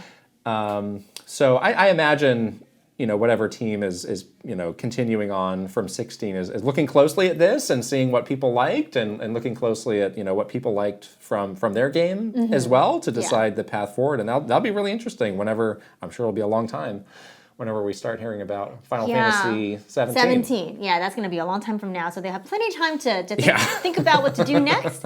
I did have a realization last night when I was playing that Rufus from Final Fantasy VII Rebirth looks just like Dion from Final Fantasy VI. Oh, really? I was like, why does he look so familiar? Where have I seen his face before? Oh, that's interesting. And then I looked up Dion and I was like, oh my God, it's the same face. Like almost the same hair. It's hilarious. I was like, oh my gosh, you're Dion. Okay. All right. Wow. There you go. You'll be hearing more about this game from us. Yes. And again, spoiler cast coming at the end of the month. Yes. So I got to go play some Dragon's Dogma 2 at Capcom a couple weeks ago. You were going to come too, but this is the week you got very sick. I got sick, so I missed him. So mad. So you couldn't go, so I went by my lonesome and played for a good 3 hours, which was a lot of time, which is very luxurious. Yeah. And they had 2 new character classes specifically that they wanted us to check out. The Magic Archer and the Mystic Spearhand. And something that I appreciate about this series is some of the classes are a bit beyond just the typical archetypes. Like fighter, mage, archer. It's like, okay, like those are fine, but they've got some others that are like mixing and matching that make it interesting. Yeah. So the Magic Archer is, kind of a riff on the archer where all the arrows are more like magic based. That's cool. Like I had an ice arrow, I had a fire arrow that would explode. So I don't think I'd ever played in all my runs or time playing Dragon's Dogma. I never really tried a ranged class. So that was interesting. I was worried of like, gosh, like is the aiming gonna be annoying? Also in Monster Hunter, I never played another Capcom series that offers range classes. I never play those. Okay. Because I'm like, I'm always worried it's going to be annoying and that you're going to be at a disadvantage, like if something gets, like rushes you and gets up close. But I actually like this quite a bit. You had a lot of different uses of those arrows, where like the exploding arrow was kind of the finishing move, like let's just blow these guys up. And the ice arrow would like, stop people in their tracks. And you have those pawns that makes a big difference. So like I was never actually worried about getting overwhelmed because I had pawns to sort of distribute the aggro a little bit. So you can step back and do the range stuff. Right. Focus on that. Right. So I like that more than I thought I would. And then the Mystic Spearhand felt like a bit of a hybrid class to me where, again, you had the spear was your main weapon, and there was some cool stuff that you could do with that. But you also had a pretty big array of magic attacks that you could do as well. So in the end, I'm probably just going to play the fighter again. I was going to ask you. Which is perhaps boring, but it's very me. It's definitely who you are as a person. It's very me. You always pick these fighters. But it was cool to get another look at some of the different classes that I ordinarily might not have, and seen just like how some of these battles would play out differently. Like, again, it was kind of challenging my conception. So like with the Mystic Spearhand, it was like, well, if you have these two things and you're kind of splitting your focus between them, like any one of those is probably going to be weaker than if you did just a magic class or just a melee class. Right. And again, I didn't really feel that. Like, maybe it was not quite as strong as something as a fighter. Maybe it's not as strong as something as a mage, but I never felt super held back by it. So maybe that's my message to everybody is, be a bit more open to trying open-minded. A new character class. I just won't be following my own advice, is all. I always pick like a magic character class or a ranged character class. So I'm kind of excited that there's like these combo classes for me to try out, because I'm very interested in the magic archer, because sometimes I find myself like struggling to pick between like an archer or like a mage. Right. So having sort of this unique hybrid sounds really interesting to me. I always pick, some kind of magic dealing class. So it sounds like there's a lot of those available. Even in the Mystic Spearhand, it sounds like there's sort of magic in that too. So maybe even if they had like, a spear is a bit more, a fighter type combat, and then having magic as part of that seems really cool. Yeah. Some other things I noticed is the game is looking really nice now. I noticed a good improvement over the version that we played last around Tokyo Game Show. We got to come in and see the Tokyo Game Show build. And it looked really nice. Beautiful. I thought the frame rate was maybe not as smooth as the final product. Turns out that's true. It was looking a lot smoother in this one. Cool. And again, like this could be the Vista game of the year. Like, no joke. Like the scenery in this game is so beautiful, and the draw distance just goes and goes, and there's a lot of variety, and it looks just very. It looks very natural. It's a hard thing to describe. It's probably a harder thing to actually develop to make it look that way. Yeah. But it's like, this doesn't look like a video game. This looks like a real landscape scene. Like when I play Final Fantasy and I look at some of those landscapes, I'm like, I like looking at this. This does not like the real world to me. It's a fantasy. It's beyond that. It's a Final Fantasy, right? Yeah. So that's great. It's looking really good visually. I was playing on the PlayStation 5. I also noticed, so I got to dig into some of the like quests in the game, and there was a bit more like different ways of approaching it than I remembered in the first Dragon's Dogma. Again, I'm not like the biggest expert on that game, but there was one quest where this guy was like, get me this relic and I'll, help you progress to the next thing. And I was looking around for this relic and I couldn't find it. Like some of the guidance they give you is a bit open-ended. Like, sometimes the main guy will give you just a basic statement, like a broad statement of find me this thing. And then you go talk to other people in the city and they'll kind of give you other layers of information. Yeah, it's like an investigation. Right. So you end up having, and they track this all in the game, of like, all right, here's the 5 things I know about this objective. Oh, that's cool. Versus just like a shining thing on the map. Yeah. And some of those things I had an easy time finding. Some of them I didn't. In this case, I was having a really hard time. And I ended up just like going into one of the shops in this town, and they had a like replica version of that thing, and I was like, huh. Oh, you like counterfeited that guy? Yeah, right. So I bought that, and he didn't know the difference. Like I gave that to him. I gave him the fake, and he was like, "Oh, thank you so much for the blah blah blah," and it progressed. It was like completed the quest. So I thought that was cool. Wow. I like that. I guess like that would happen. Yeah, I fooled him. Yeah. Right. Like. Oh, that's cool. I like that. Yeah, like I never thought that this series had like that complex a quest system. It was always like kind of just like do it or not. So it's neat for them to be introducing some more options, like layers and optionality with that. And then kind of the last thing I'll say is like this is such a good just like explore and get lost in the adventure that unfolds before you. Like that was really the most fun. Like if there's depending on what the fast travel options are, I think there's a lot of times I'll just opt to like go walk through because again, I like looking at the world, but there's just some really like zany things that'll happen. Like the griffin seems to be perpetually flying around and will sometimes just make landfall and you'll be fighting the griffin for a while. Yeah. I did end up beating a griffin. Ooh. But most of the time it'll just fly away. What happens when you beat it?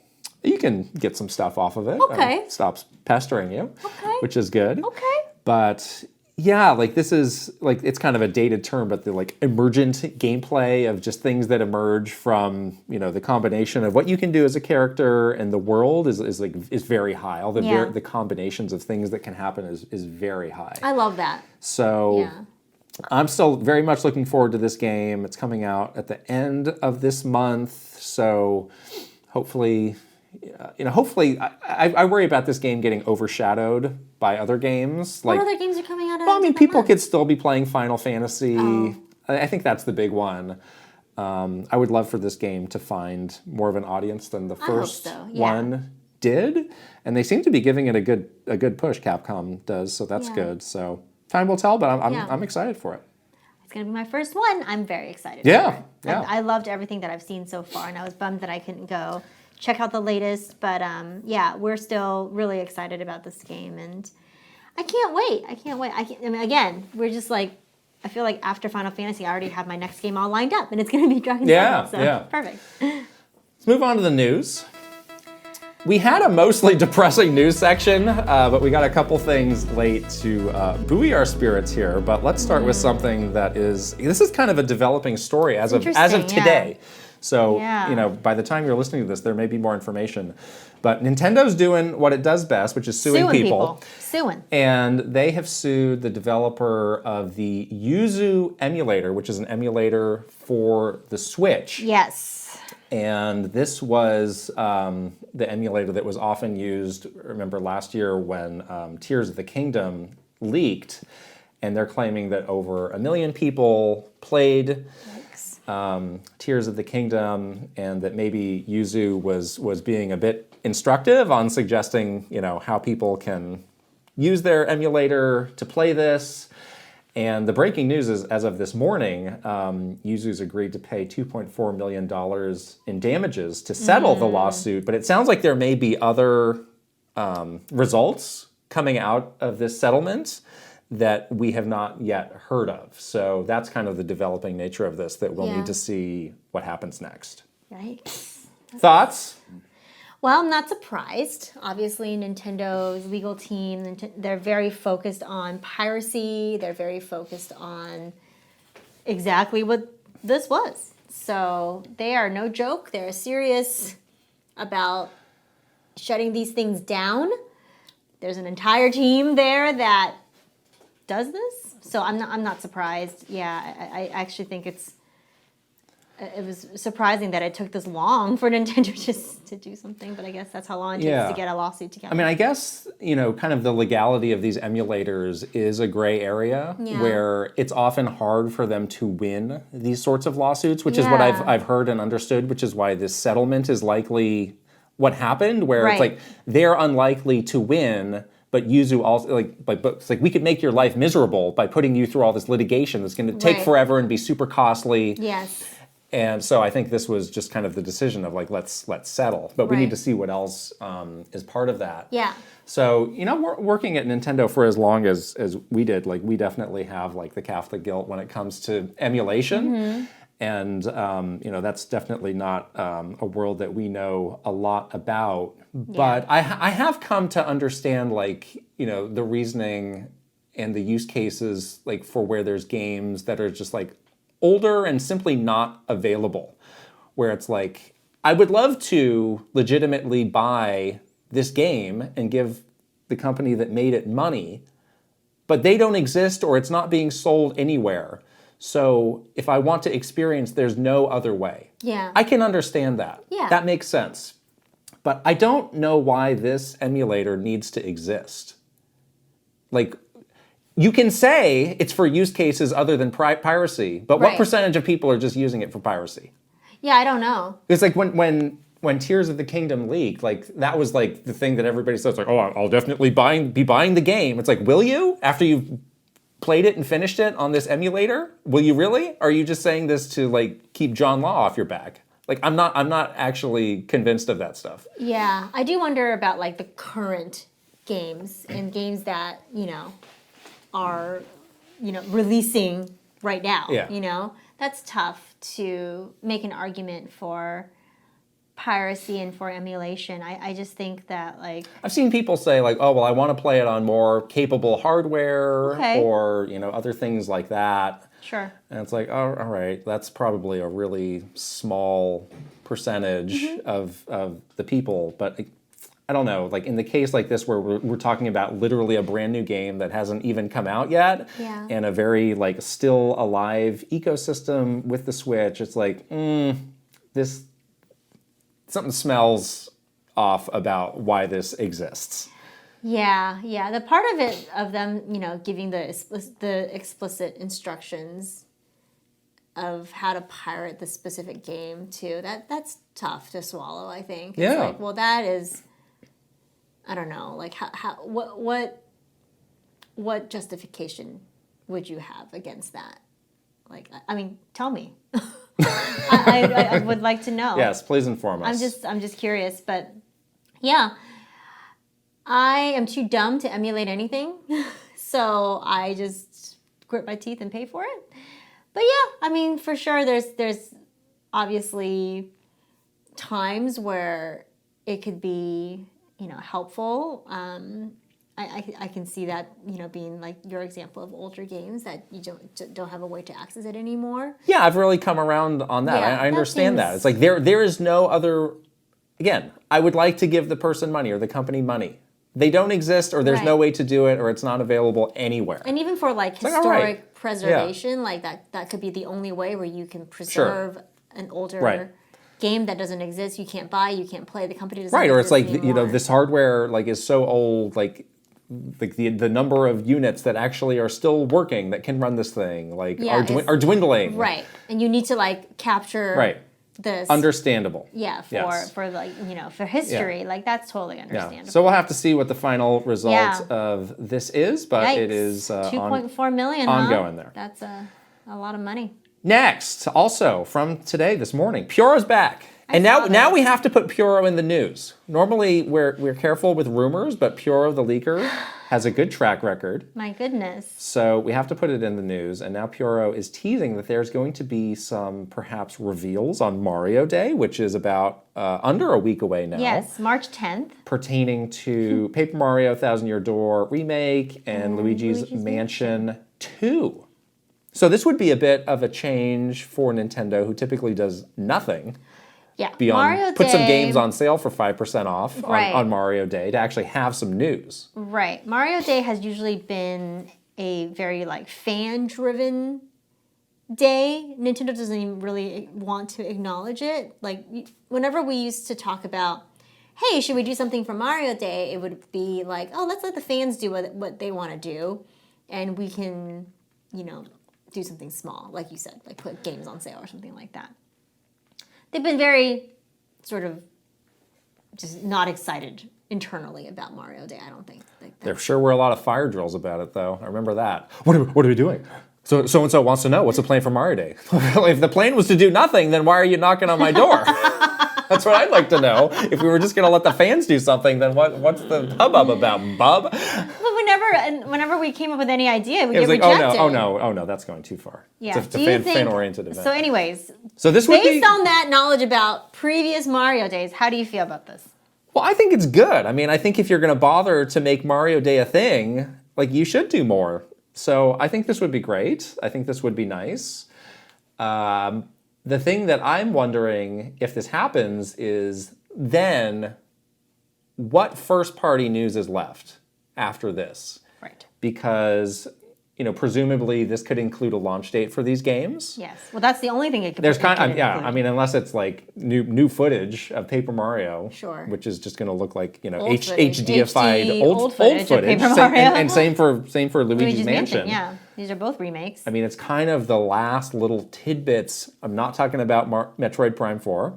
I'm not talking about that, but it is kind of the last tidbits of games that are actually announced that are left, right? Yes. Unless there's something that I'm forgetting. No. From a first-party standpoint. That's it. That's all the news.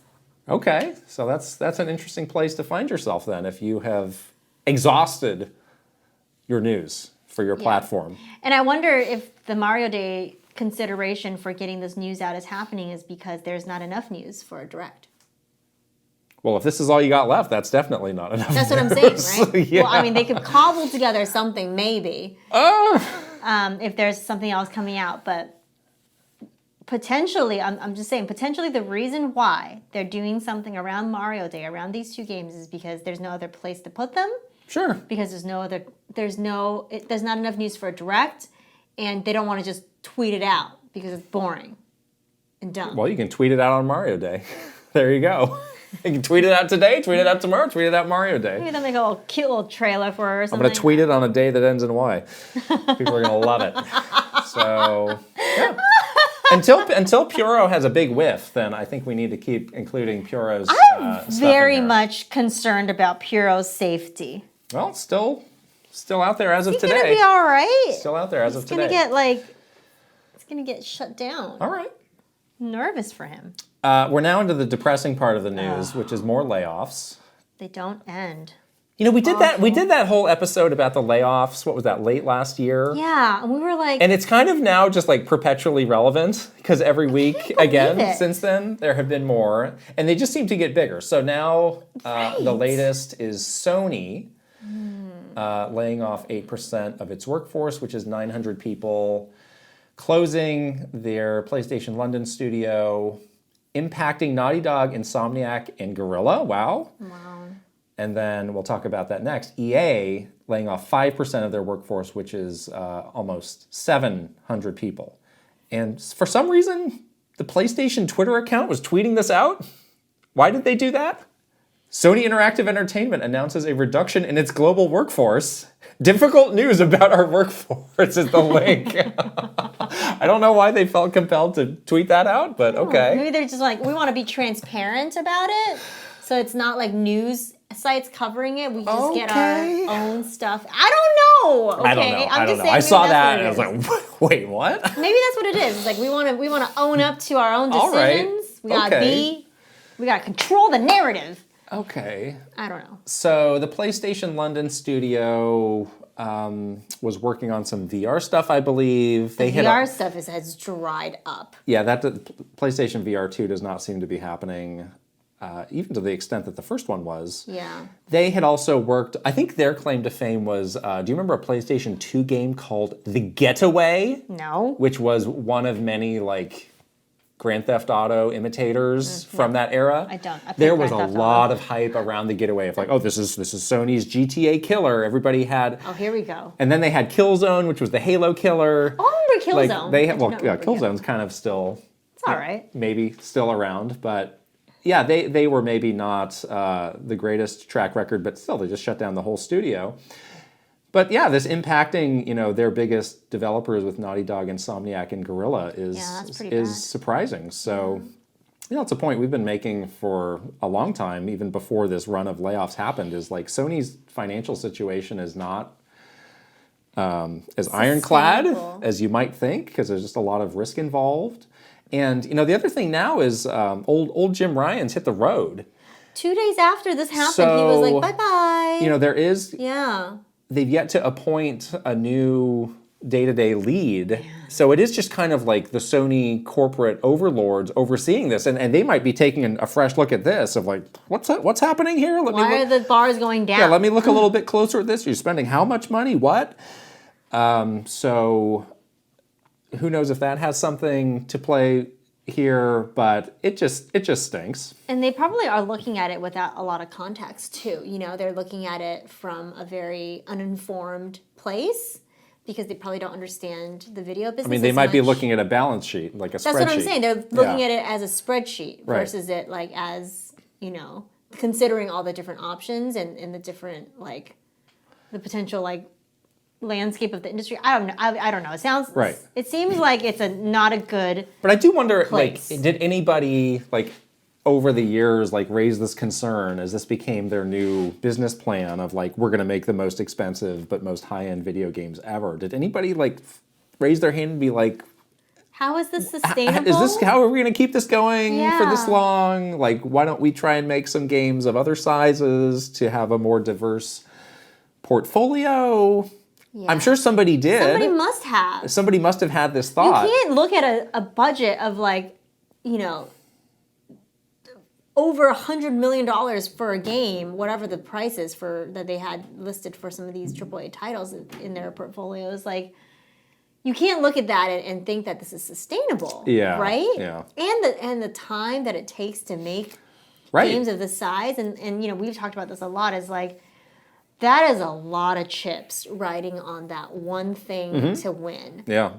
And if anything goes wrong, like, you just lose on so much. And that's really hard. That's really tough to keep going. Yeah. So, I mean, I would say, like, don't discount the, like, morale part of this, where, you know, if you work at Insomniac and you're like, we've been carrying the PlayStation 5. Insomniac carried the PlayStation 5 to where it is now. And you're letting people go from this studio, like, you're bummed out.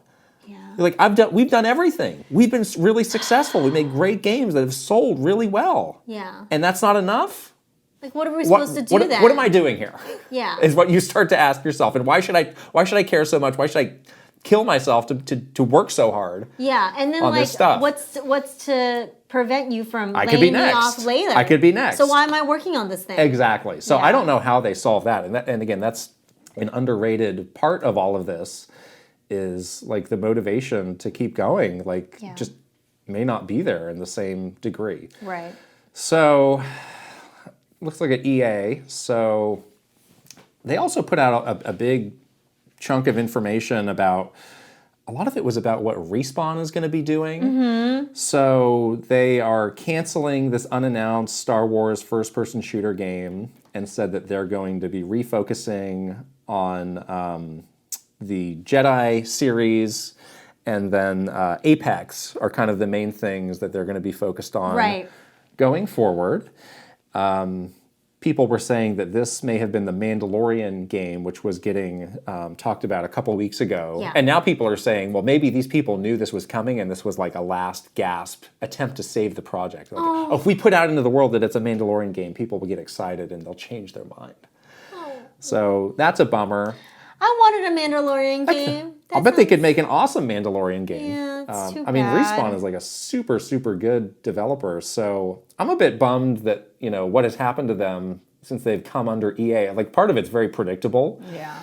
But part of it is also just like, well, you give up your control. All of the promise and creativity that they had is just like out the window. Yeah.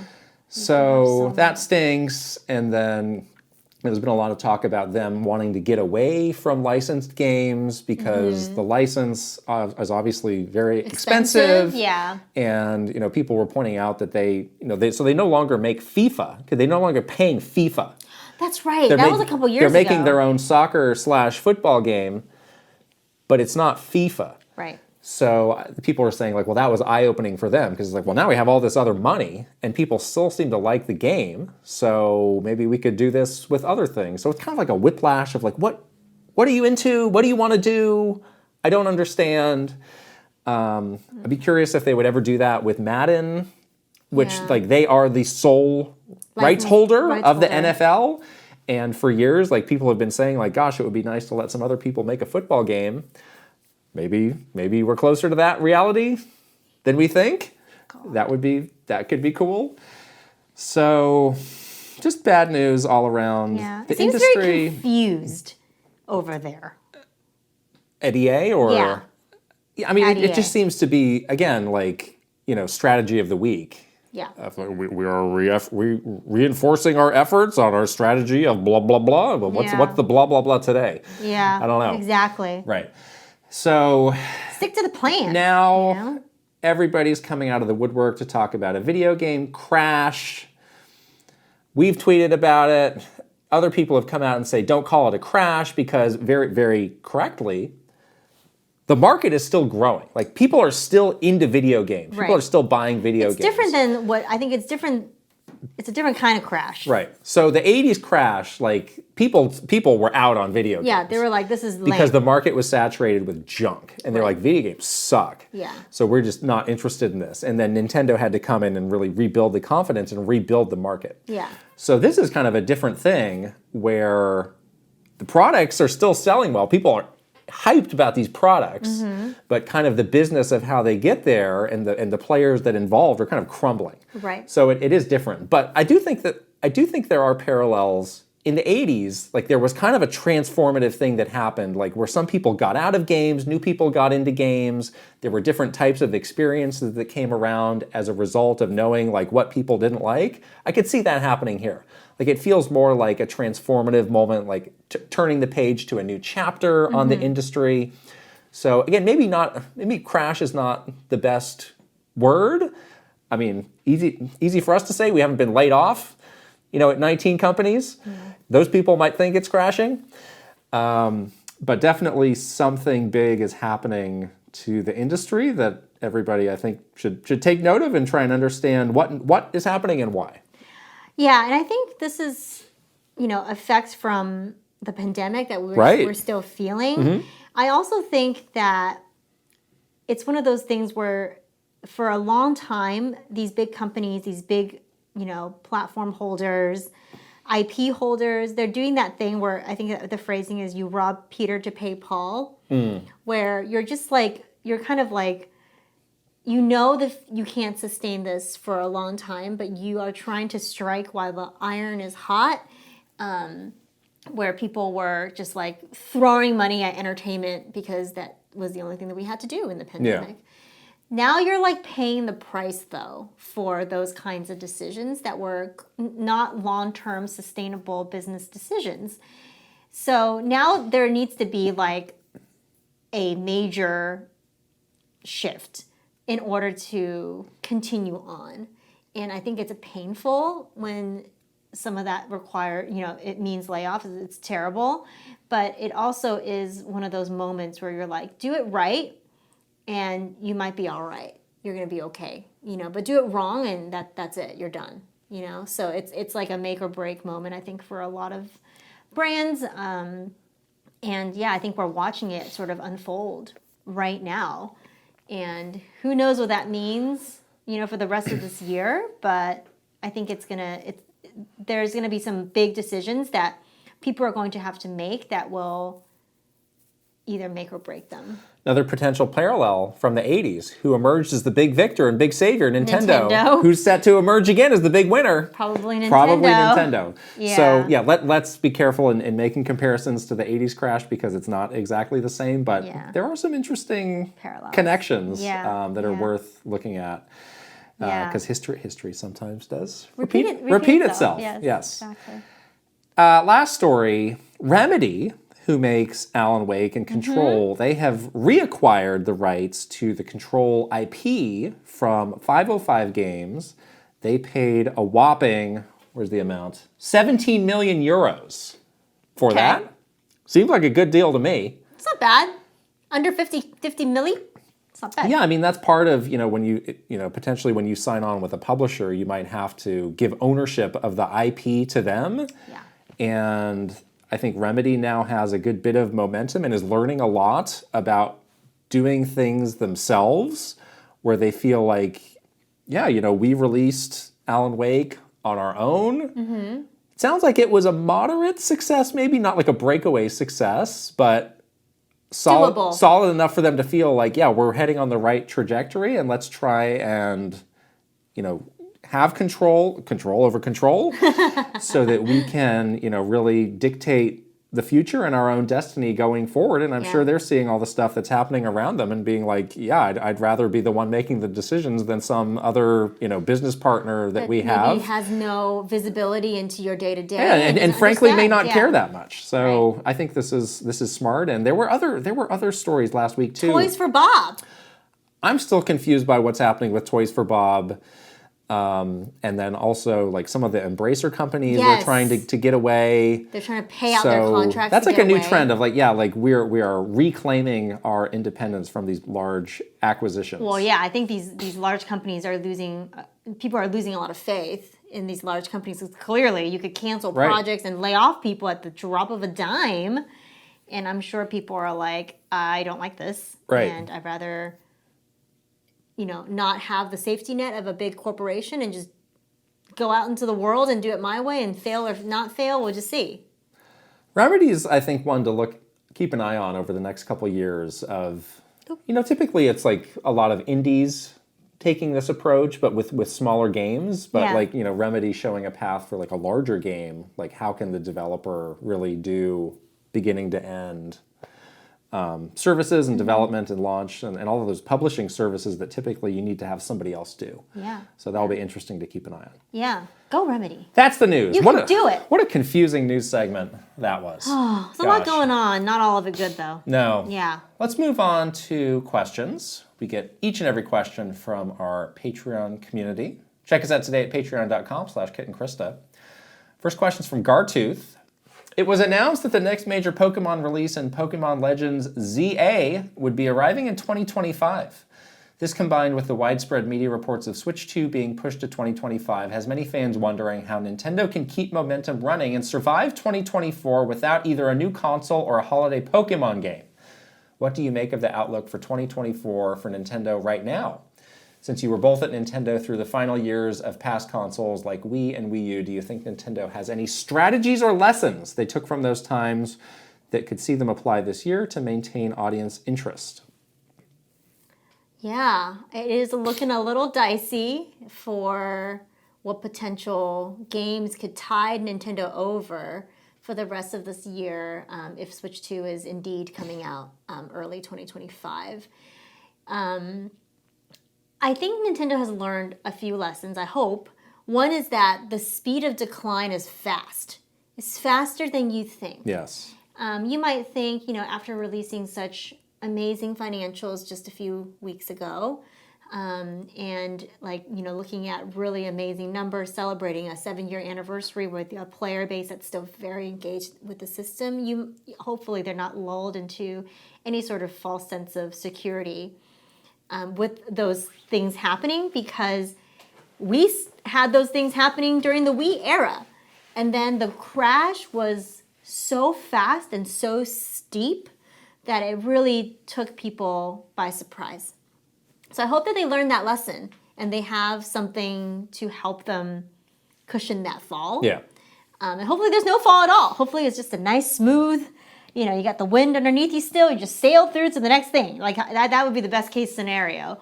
And what you need to do is you need to do a lot to sustain interest, and that does mean releasing a lot of new games that's not remakes. So I think things that could save them is if they have like Metroid 4 and it's ready, bring that baby out in the holiday season, because they're still gonna need like new first party software to sustain them through this period. Yeah. They're probably very aware that this is going to be a tricky and different year. But we've talked about this before, like of all the, big platform holders, they're probably best equipped. They probably have some games saved for a rainy day.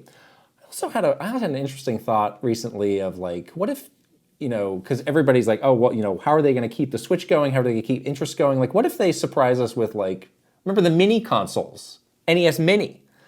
Like that's something they could release, something like that, that is more of a standalone product, but still just keeps people in on Nintendo. Yeah.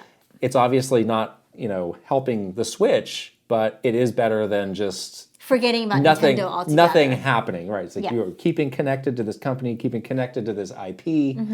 I think they have so many other things that they could do. I think there's a good chance that they surprise us with something different. Yeah, they had the mini consoles, had the Game & Watch stuff. Right. Let's whip up some new amiibo. Oh, what can we do here? Whip up some new amiibo. Yeah.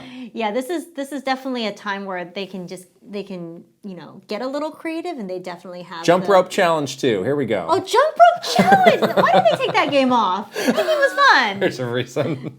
They should just put it back. Yes, jump rope challenge. Yes, I like that. That's what we can do. But yeah, they have some stuff I think saved up for sure. I don't think though that a bunch of remakes as much as we want the Wind Waker Twilight Princess remake, I don't think if we do all remakes for the rest of 2024, it's going to work. So they're going to need to have some surprises and some heavier hitters along the way, and I think they know that. And they do have the opportunity to dual SKU stuff later on. Like we know Nintendo does that when they transition, so that's an option for them too. So yeah, we'll see. But I'm getting a little worried now that we potentially could know about Paper Mario and the Luigi's Mansion remake in a couple of days here. That like, what's next? When are we going to hear something else from them? Jeffrey Hernandez is next. I love fighting games, and off the top of my head, the 3 Nintendo fighting IPs on the Nintendo Switch are ARMS, Pokken Tournament, and Super Smash Bros. What has been your experience with these games? I played Pokken Tournament competitively from 2016 to 2022, which were the years it was part of the Pokemon World Championships. Smash is always a super fun casual game for my friends and I, and ARMS didn't blow up, but I still found it to be very fun. You know what these games have in common is that they are not, quote, traditional fighting games. It's true, yeah. And after going through the big fighting game rush of last year, with Street Fighter, Mortal Kombat, Tekken's this year, I'm just not cut out for relearning. Like a memorization-heavy fighting game is maybe not for me in the way it used to be. You still have some muscle memory that comes back. But as far as new stuff, like it's tough to get that pipe laid in the old brain, you know? Modern controls. So people. I'm really interested in games like this that are, you know, you can still do special moves, but you don't have to memorize some input to do it. It's some other combination of buttons or something like that. Yeah. And that feels like a big opportunity, and it's like that's what Capcom was trying to do with Street Fighter 6, but I think those people who play like that kind of got pigeonholed of like, oh, these are the, you know, the fake players or the whatevers, but like fighting games like this that you know have these more, quote, accessible controls. I mean, these games are still extremely deep. It's not like this is a depth issue. It's more of like a play style thing. So I'm actually curious for the community. Like, are there any other fighting games that kind of fall into this category? Because I might want to check those out. Yeah, I agree. As a fighting game, just a player that is very poor at fighting games. As an ARMS expert, though. Well, poor at very traditional fighting games like Street Fighter. Yes. I've always welcomed like fighting games that, you know, feel a little bit better for me and a little bit more accessible for me. And yeah, I think ARMS and Pokken are both of those games for me. Like ARMS, obviously, we just had so much cool interaction with Mr. Yabuki, who was the producer on ARMS, and he taught me everything that he knows, and I became an ARMS expert, and it was awesome. And even Pokken, where it just was like a surprising thing for Pokemon to do. This is what I love when Pokemon does like surprising things like this. Yeah. And it was just such a cool thing to see all of your favorite Pokemon in this environment. And yeah, I wish that there was more Pokken and more ARMS and more just fighting games that are a bit more unique and easy for different kinds of players to jump into, because I think that there definitely is an opportunity for that. But yes, I'm so glad that you are a Pokken World Champion. That's cool. That's really cool. I do remember Jeffrey is very, very good at fighting games, though. Yes. So, at all fighting games. But, yes. Bring back Pokken Tournament. I agree. Should have announced that on Pokemon Day. Would have been more hype. Machamp, very prominently featured in Pokken Tournament, which I love. Yeah. Yeah. And that 3D, 2D thing that they did was so fun. I feel like if they did... stage shifted. I feel like if they did a Pokken Tournament too, it'd do really well. Good. They did have the Tekken team doing it, and they've been a little busy with their own game. So maybe now they've got time. Please make one. Maybe a little palate cleanser. Make a Pokken. Make a little Pokken. Make a little Pokken palate cleanser. Sure. That's fun. I love that. I'm delicious and refreshed and ready to make Tekken 9. Be that kind of Pokemon instead of the other kind that I don't like. Link asks, if we were to get a Zelda mobile game, what kind of gameplay would you expect and or want? Zelda mobile game. I do love in Tears of the Kingdom and Breath of the Wild how you can like do things and like build up your house and collect the little memories and stuff like that. Maybe like a little village. Zelda Crossing. Yeah, like a little village building game, or like a Sims-ish, where you could do, you can get some collectibles that maybe go into your house. You could do some little remodeling, because a lot of that stuff you can do in Tears of the Kingdom. I just never do it because I was like busy with other stuff. That would be fun. What about the DS games? Phantom Hourglass, Spirit Tracks. Isn't this like what could very easily translate to a mobile game? Or some sort of a top-down game? Feels like you could... You can, yeah. I feel like you could pretty effectively... How would you control Link? It's just touch. Just drag them along. Drag a little Link along and tap to swing a sword or shoot a boomerang or something. Okay. It wouldn't be my top choice of how to play a 2D Zelda game. Seems like the controls would be kind of hard. I think you'd get comfortable with it after a little while. Okay. Yeah, I mean they vertical or horizontal? Top down. What do you mean? But you hold the phone vertically. Well, you're always holding a phone vertically. You can turn it to the side for Pocky Jockey. Vertically. Vertically. Yes. So. Yeah, it's a little surprising, especially since they made a big deal. Every IP's on the table. I don't know. Yeah. Give it a shot. That could be something. Yeah. I could see that. It's probably, the drawback to that is it's a more self-contained game, whereas mobile games, you want a reason for people. Unless you kept adding dungeons. Oh, something This is the weekly dungeon. You gotta gotcha them. That could be cool. Get the weekly dungeon, and then it's like, doing speed runs on that or something, or get some unique gear in the dungeon. See, now I'm selling you on this now. You get a new hat. I can play this. You get a shiny hat, okay? Oh. There you go. I definitely would play for a new hat. Yeah, get a little pin, some sort of a little pin for Link. Different color swords. There you go. Sold. Okay. I'm there. Do it. Maverick Nate asks, hi there. With Pokemon's announcement of the next mainline game, Legends ZA, we are at a time where the only spin-off games for Pokemon right now are half dozen live service games, including a new one with trading card game Pocket. This is coming after a long drought where in recent years the only non-live service spin-offs were Detective Pikachu Returns last year, and 2 years prior, new Pokemon Snap. Are the days of contained alternate Pokemon experiences like Ranger Conquest, Art Academy, Pokken, etc. finished? What say you about this trend? Also, what are your favorite Pokemon spin-offs? Thanks as always. Back to Pokken. Great spin-off. All right, I'll take lead on this. Just kidding. I have more. Pokemon's always been big, but it feels like it's super blown up in the last 5 years. Yeah. So I think maybe their mindset is just we need to think big. We need to not think less about these kind of middle of the road, Pokemon Dungeon, moderately Ranger, popular with the fan base games, and it's we need everything to be a hit. We're not wasting our time with it unless it's going to be a hit, which unfortunately would squeeze out these games. Mm-hmm. It's like what we're talking about with Sony. It's they only make the top of the line games. Yeah. Even we've seen Nintendo being a little bit less likely than they have in the past to make smaller games. Right. Beyond, big hits for the big franchises. So I have to imagine that is some sort of the mindset. But I still think there's a place for these. I think so too. And I think maybe they can get a little bit more creative on where these fit in.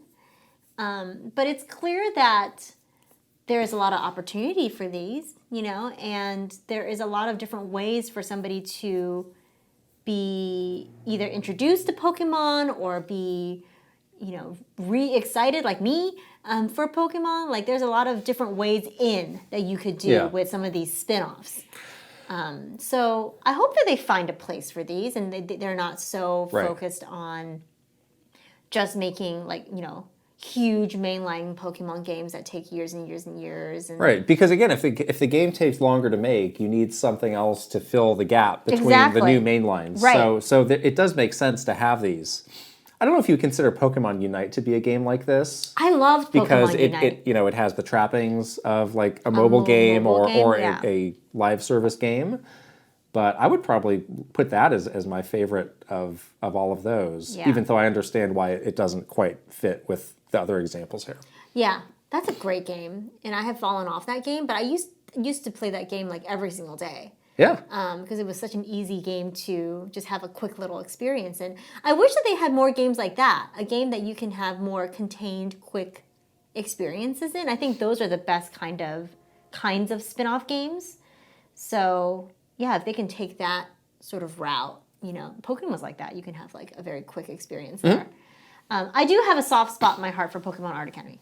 Oh. We did. We drew a Pikachu. It was cute. Yes, we did. Yeah, I like it. Ninja11 asks, hi Kit and Krysta, do you think a new Splatoon game will be a launchier title for the next console? I feel like Splatoon is one of the core IP and it incentivizes players to play it regularly. However, I think the jump from Splatoon 2 to Splatoon 3 was too quick and a lot of fans played 3 a lot less. Despite 3 adding a substantial amount of new content, it just felt like Splatoon 2 with worse map designs. Yeah, I feel like unless there's some major overhaul with Splatoon, they should really just take the Mario Kart 8 Deluxe approach with Splatoon and just have like very regular updates to it, like every couple of months. Like the side orders, I haven't played it yet, but I'm interested in trying that out. Like that's a cool way to keep people in Splatoon. Like is there other stuff they can do to just make it feel more like an always-on kind of game? I feel like that might be a better approach than going Splatoon 4, Yeah. I still don't really understand the need for Splatoon 3. Yeah. Again, especially when you had Splatoon 2 and you could have either sold that content as part of that or made it part of the ongoing updates to keep people in there. Yeah. I don't understand. And I certainly didn't feel a huge amount of hype for Splatoon 3 as a result, because it feels like we just got Splatoon 2 a couple of years ago, and I'm not sure where the big leap is that's warranting this new game. But yeah, I feel like Mario Kart, that could be like, all right, Splatoon 4 is going to be the Splatoon that we release for the Switch 2, and we have a plan to support it regularly for the full duration of the system. Yeah. And we will keep people engaged. We will have opportunities for our monetization to keep it going as part of that. Yeah. That feels like a better path forward. And then you can keep all the entire community in one place as well throughout the life of Very true. Of the next Switch. And that way you're not trying to get people to jump over from Very true. different Splatoons that they're playing. Yeah. That would be so much better. Yeah. Last question is from Totally Joed. Hello, Kit and Krysta. As former representatives of Nintendo, what is the experience like now that you have the freedom to share anything on social media? How was the transition, and were there moments when you thought, now that I'm not with Nintendo anymore, I should post more? You seem to post less. You don't post at all. I post a normal amount, which is fine. A normal amount. I think it's a normal amount. I don't want to be like... What's an abnormal amount? I don't know. As you nervously shuffle these Pokemon, you're going to throw those too? I didn't like that. Why? That upset me. Don't do that again. Don't do that again. I feel like I post a normal amount. I definitely was very aware when I was at Nintendo to not post a lot of stuff that was not related to Nintendo games. Well, just put this down. That was not related to Nintendo and Nintendo games. Right. Like, I would be a little bit nervous to post about, like, I mean, I was playing a lot of other games, but I wouldn't be like, I wouldn't be posting a lot about, like, the PS, the PlayStation game I was playing. Yeah. Or the Xbox game that I was playing. Because nobody told me I couldn't, but I think it would be frowned upon. Eventually somebody would have gotten to you. Yeah. Like, can you stop that? Yeah, I didn't. Because you had a weekly show on this channel on this about Nintendo. It just felt odd to do that. And I didn't like it because I was obviously so much more than what you guys saw when I was working at Nintendo. It was like a piece of me that people were seeing, but now you get to see all of me, which is great. But yeah, I think that's the only thing. Like, now I can just post, like, whatever. And I definitely do, like, talk about more things that I dislike now, which is nice because I don't want to always be like, this is the best thing ever when I have other opinions about it. Like, there's things that I do not like, and I'm okay with sharing that, and I'm okay with people disagreeing with me or calling me out. That's fine. Like, everybody should have their own opinion, and I'm not as shy about sharing that anymore. Now that I won't be confused as, like, a corporate representative or whatever. So that's been really nice. Yeah.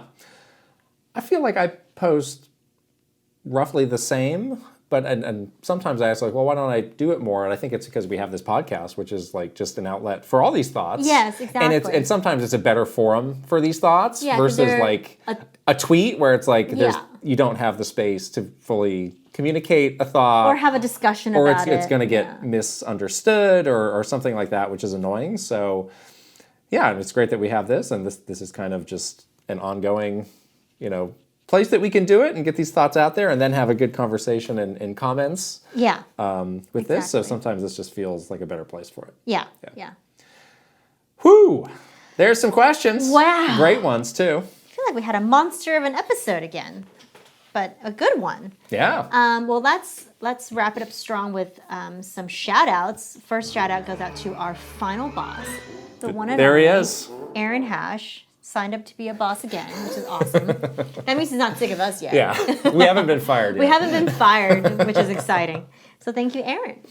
Superstars next. Here we go. Ben Eichhorn. MaruMayhem. Eigenverse. KissMyFlapjack. Mike Chin. Roy Eschke. Switching it up, _ Sephazon. vgmlife. Link, the hero of wins. Angela Bycroft and her pig Molly. Thomas O'Rourke. Kyle LeBoeuf. Roberto Nieves. Fredrik Konradsson. Andrew Youhas. Chili. Brustache. And Simon. Excellent. And finally, our wonderful one-up club, Aaron Burgundy.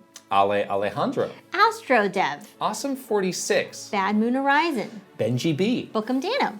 Bookishly Fat. Brad Brooke SF56. Obscura. Brovac Novak. Cameron. Shadir. Chelly Squirrel. Chris Cube. Christopher Lay. Captain Alex. Crimcat. Christabel. Sea Roper 17. Dachshund. Doinko. Elite Peach. Espars 50. Fart Priest 69. Fairbound. Fernie and Just Forever. Fox Deploy. Garrett Holfish. Garth the Wolf. Gartooth. Heroic. Iris Marin. Jay Rando. Jeffrey Hernandez. Jeremy Lewis. Jerry 92602. Jesse Hernandez. John Responte. Jonathan Rowe. Jordan Collette. Jordan Hemmerly. Joshua Clements. Juji Fruit. Justin Lemminger. Kawa 2796. Keith Kwan. Kevin Delane. Kilo Kibo. Christorati Elf. Christopia Party With Me. Kyle Gamer Barry Rookie. Kyle Kretzer. Linnell Stickman. Lazy Cat for Coffee. Lex. Lit. Macho Potato. Mad Dog 5981. Magnificent Easy G and Callie Marie. Marky Man 64. Mario Man 392. Mecha Dragon 101. Medallion. Megan. Michael Craven. Mikey. Mr. Ryan 07. Motomania. Mr. Andy Pong. Mr. Beans and Dip. MSM Poke Gamer. Mytran. Nasir. Nathan Burkhart. Nick. Ninja 11. Panda Buns. Pangy. Palsy Pace. Paul Gale Network. Prime Factor. Prince Charmless. Reaver. Rain Tech. Record Rumble. Rob Osborne. Rocks. Ryan Netza. Sakura Sky. Sharif Jackson. Shinryu. Schmiggles. Slowbro. Schnozzle. Spicy Munchkin. Theo Citrone. Stevie Meeks. Tales of Link. Tay 120 N64. The Shark Among Men. Thomas Alvarez. Three Rivers. Timmy V. Topher Schmofer. Totally Joe Ed. Travis Torline. Trajowie. Tugs Puppy Bear. Tusku. Tyler Geis. Video Game Stupid. Vig Michter. Viridian. Virtual Bot. Weeb Kingdom. WG Grizzy. What Up Khalil. YU. Wicked Davy. Will Johnson. Zudaverve. Zada. Zelgaroth. Zapatty. Hensroyd. Wow. If you'd like to join us, why are you taking the Pokemon cards? For their protection. If you'd like to join us to watch me Taking throw custody. Pokemon cards on the floor, please visit us at patreon.com/Kit and Krysta. If you're watching on video, you can go ahead and subscribe to this YouTube channel. Stop it. You can give this video a thumbs up and also leave us a comment. If you are listening on audio, you can also subscribe, leave a 5-star rating, and a written review if you please.